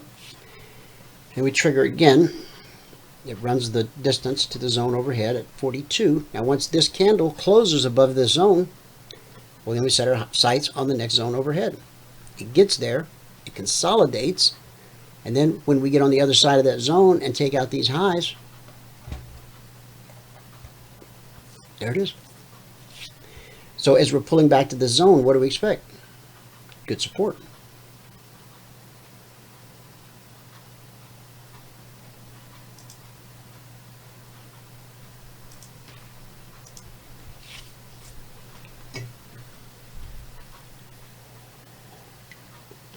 If price passes through that zone, then we expect this to be good support. Okay. Whichever one holds, if we hold here, that should give us a leg back up to this zone. And if we hold here, that should set in motion a leg back up to test this high, potentially a double top. Okay. So from here at 78.32, Alexa, 78.87 minus 78.32. 7,887 minus 7,832 is 55. Alexa, 55 times 20, please. 55 times 20 is 1,100. Okay. So $1,100 per contract move so far. For the 10 contract trader, if you earn the right to trade 10 contracts, it's an $11,000 move. Okay. And if you're a passport holder or a partner, these numbers, these alerts were sleeping in your inbox last night, unless you took them out and put them to work. And that's the beautiful thing about being a passport holder, is you're able to trade on your terms. Okay. Nobody's dictating anymore when you can work or when you can't work. This is the futures market. They open at 5 or 6 p.m. Eastern Sunday night. And with the exception of an 1 hour break each day, these markets are open from 6 p.m. Eastern Sunday evening to 5 p.m. Friday afternoon, 5 p.m. Eastern. Okay? You always have inventory to work with. What do I mean by inventory? Tradable alerts, be it Concierge or Logic 247, or just because you now know how to read a chart.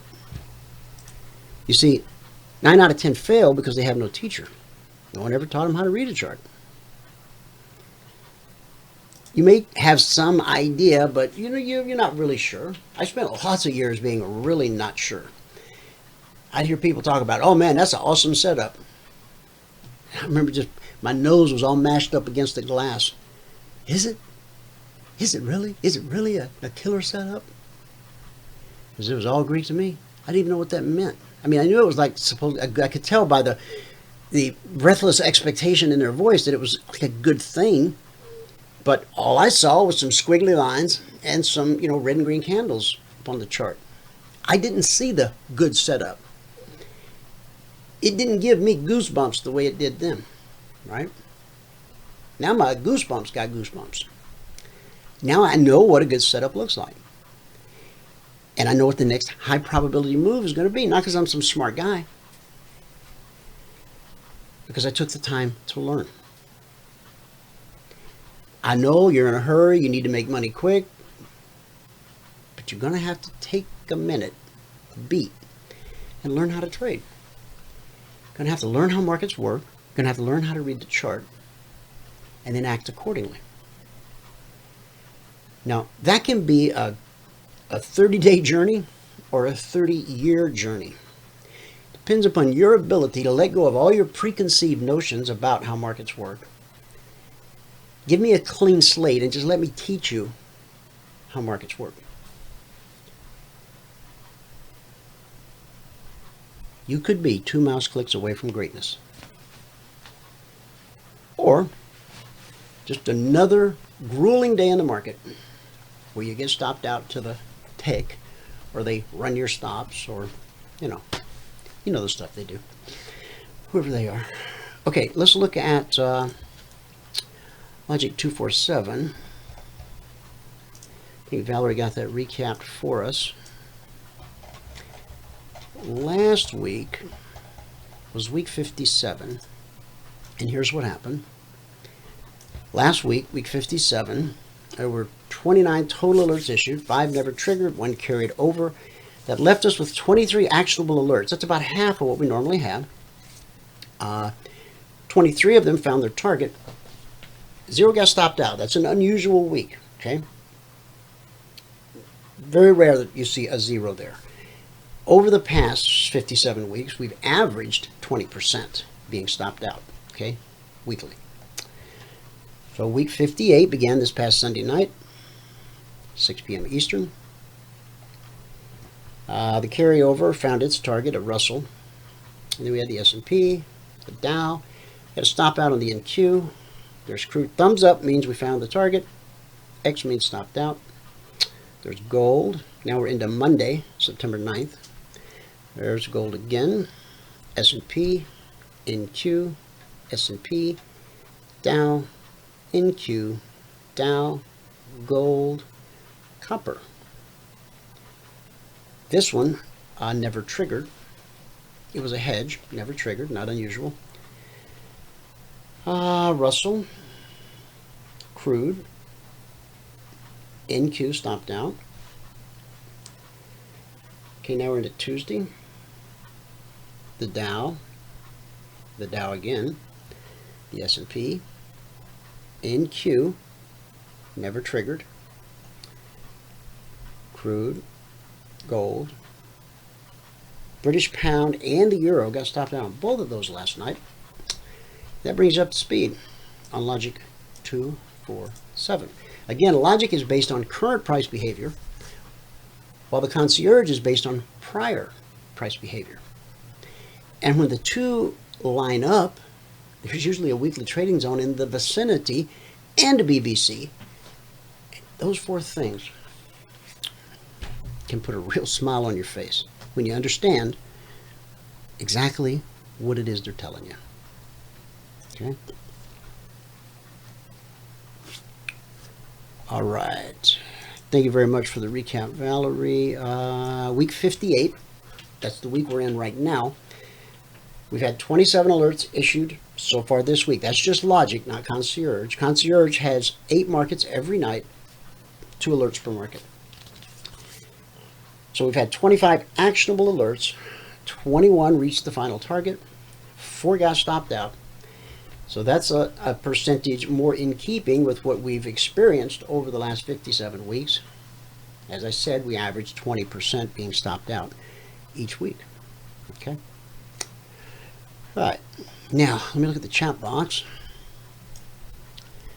Owen says, do you lock in points as the price goes up?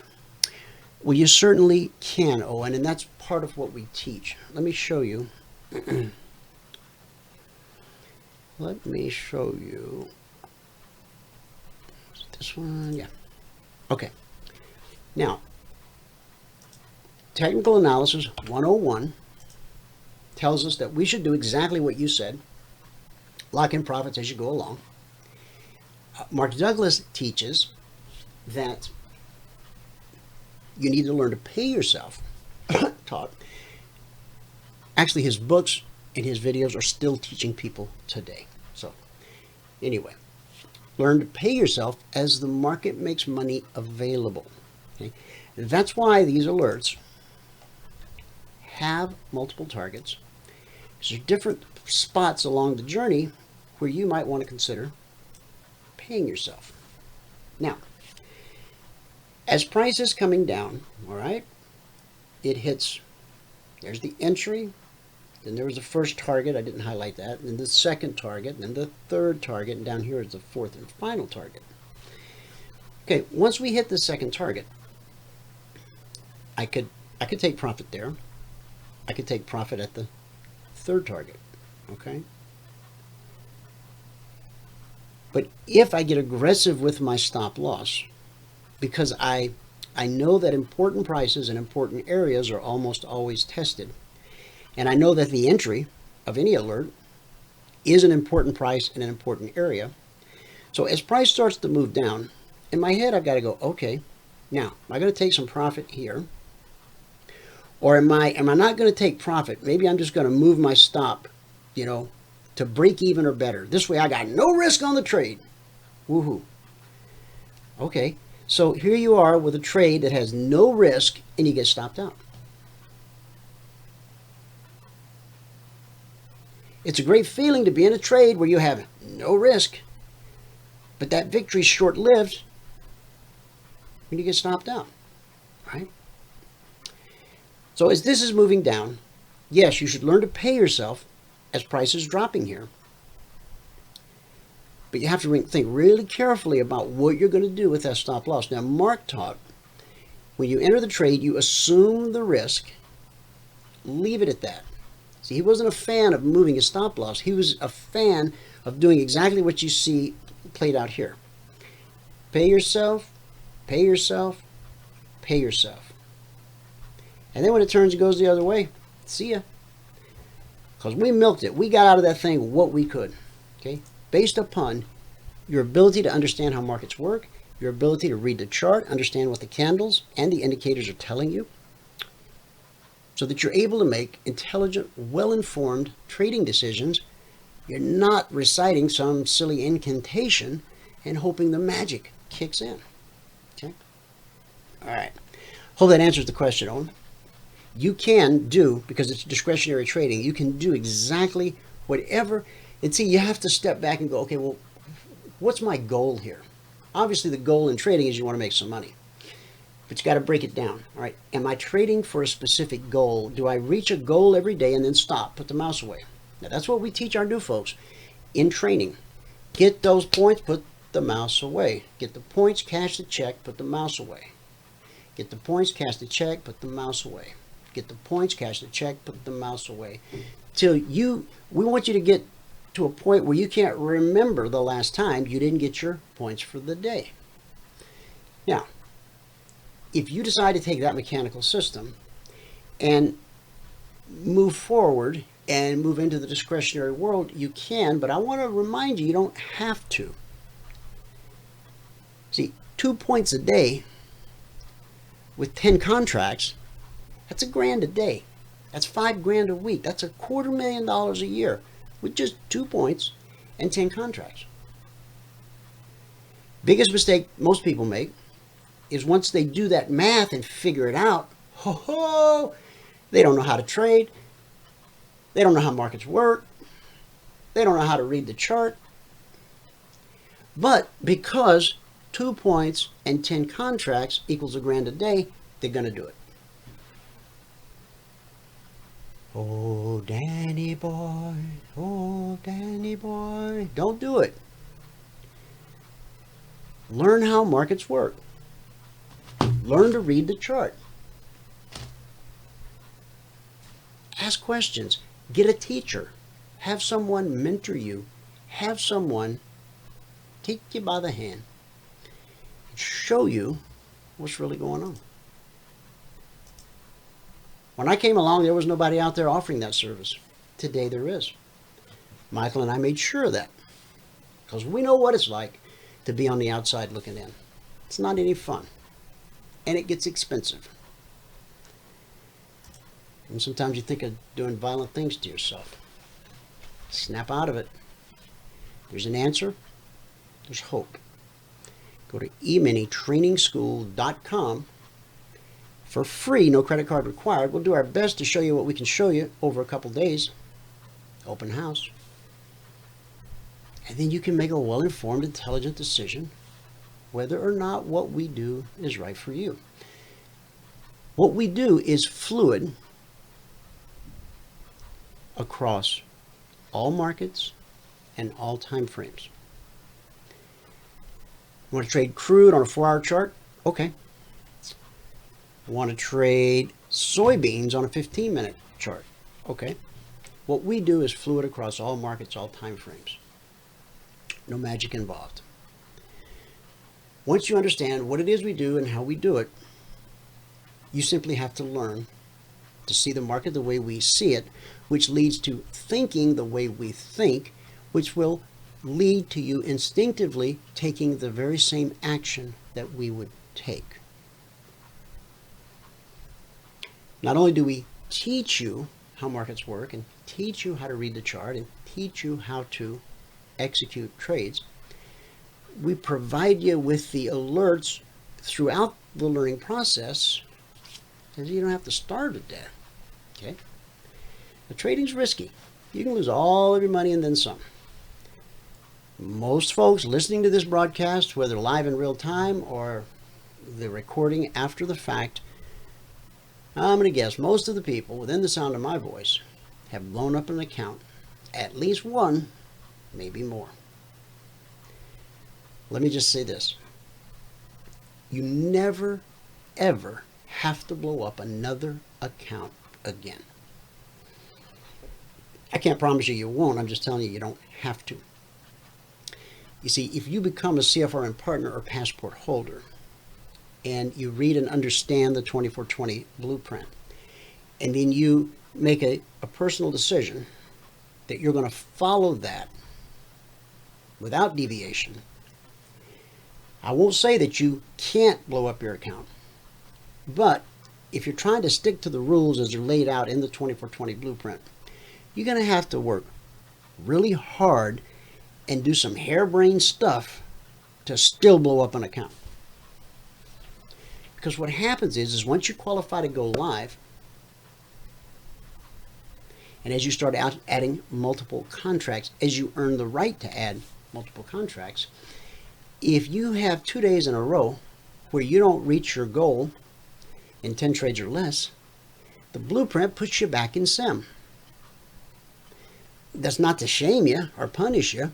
It's to save you, okay? If you have 2 days in a row where you don't reach your goal in 10 trades or less, something's amiss. Could just be the market, but it could be you. So you come back into SIM, you book a one-on-one mentoring session. Michael or I, or both, we rush in there like a pit crew, and we troubleshoot to see what happened.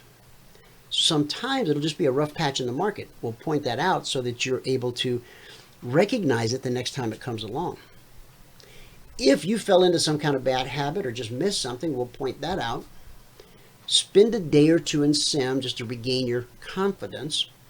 And if you were trading 5, then you go back out at 5. You don't have to go back to 0 and start all over again. We don't believe in that back to the drawing board stuff. Okay? Because you're learning this in blocks, in modules, if you will. Okay? And one builds upon the other, builds upon the other, builds upon the other. Okay? All right. I don't see any more questions, so let's jump to our good word for the day. What do you say? Somebody trying to get my attention in Telegram? Let me look. Okay. No. No. Yesterday, We talked about remembering the overlooked and forgotten. We talked about religion, pure and acceptable before God, to care for orphans and widows in their affliction. That was yesterday. Today we're going to talk about stress. We all have it. I've seen public service announcements, I guess, where it's called the silent killer. If you're dealing with stress in your life, it's going to manifest in all kinds of crazy ways. First place it usually manifests is physically. You got this stiff neck that won't go away, or some other malady. I mean, there's a whole list of things. So stress is not your friend. Now, stress comes when adrenaline starts to flow. The flight or fight response. Many of us live out our entire day. We're living off caffeine and cortisol. Are you with me? I mean, we are stressed out. We're stressed that the mail is going to come on time or not. We're stressed that we're going to get into this trade or not, or we're going to get stopped out or not, or, maybe lunch will be no. I mean, we're just bouncing from wall to wall to wall. Got to stop. Got to stop. John 8:25. Who are you? They demanded. Jesus said, the one I've always claimed to be. Or as Popeye would say, I am who I am. The great I am. Right? Now, Jesus had stress. He dealt with it a little differently than most of us. He was constantly under pressure. There were grueling demands on his time. He rarely had personal privacy. I mean, he had to go out and camp on a mountain for 40 days and 40 nights just to get a little peace and quiet. And then along comes you-know-who, messing with his head, trying to stress him out. People repeatedly misunderstood him, criticized him, ridiculed him, and interrupted him. He was under enormous stress. Yet somehow he remained at peace under pressure. Now right here is where I would kick it. Under pressure. You know the song? All right, but I won't. How did he do it? How did Jesus remain at peace when he was under such incredible pressure? Have you ever thought about that? Have you?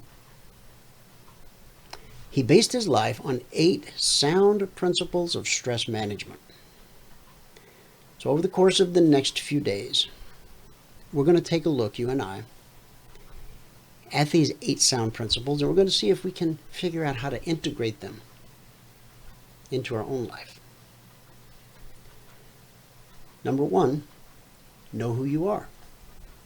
The scripture I just shared, John 8:25, they said, who are you? Jesus replied, the one I've always claimed to be. If you don't know who you are, others will try to tell you who they think you are. If you don't know who you are, you'll subconsciously let other people pressure you into believing that you're somebody you're not.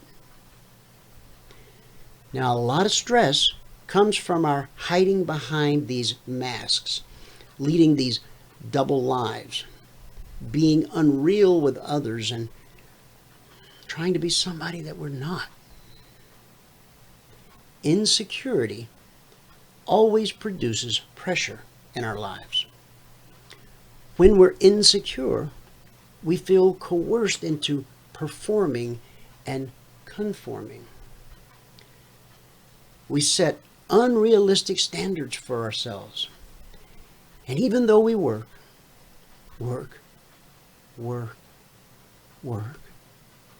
we still can't meet the unrealistic standards that we set for somebody.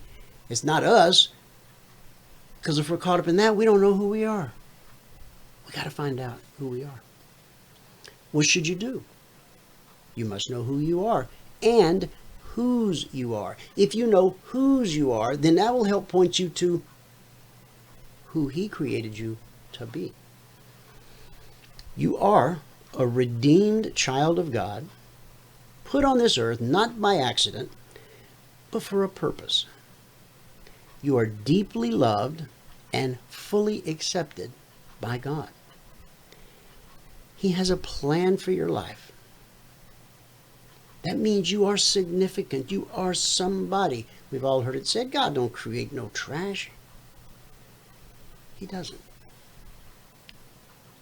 To overcome stress, you must know who you are in Christ.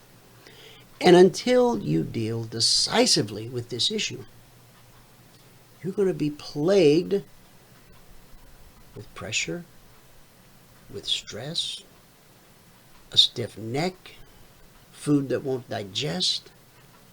It's not good. So this begins a journey. Over the next few days, we're going to figure out how you and I together can beat this thing called stress. Thanks so much for tuning in today. Whoever you are, wherever you are, may God continue to richly bless you with His mercy and with His grace. And I'll see you at the bell.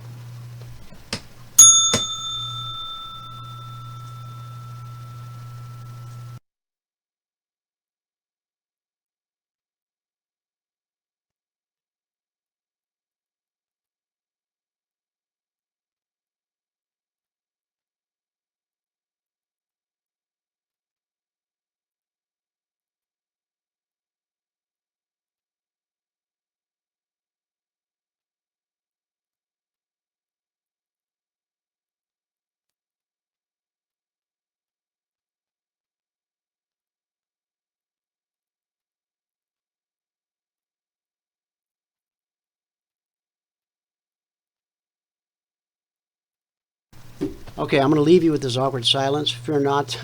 If you're hanging around for the outro, it's going to play. It's going to tell you that trading is risky. You can lose all your money and then some. There's no greater investment than to see a human life changed and given hope. All of that and more. But I got to run. Peace. Peace be with you and with yours.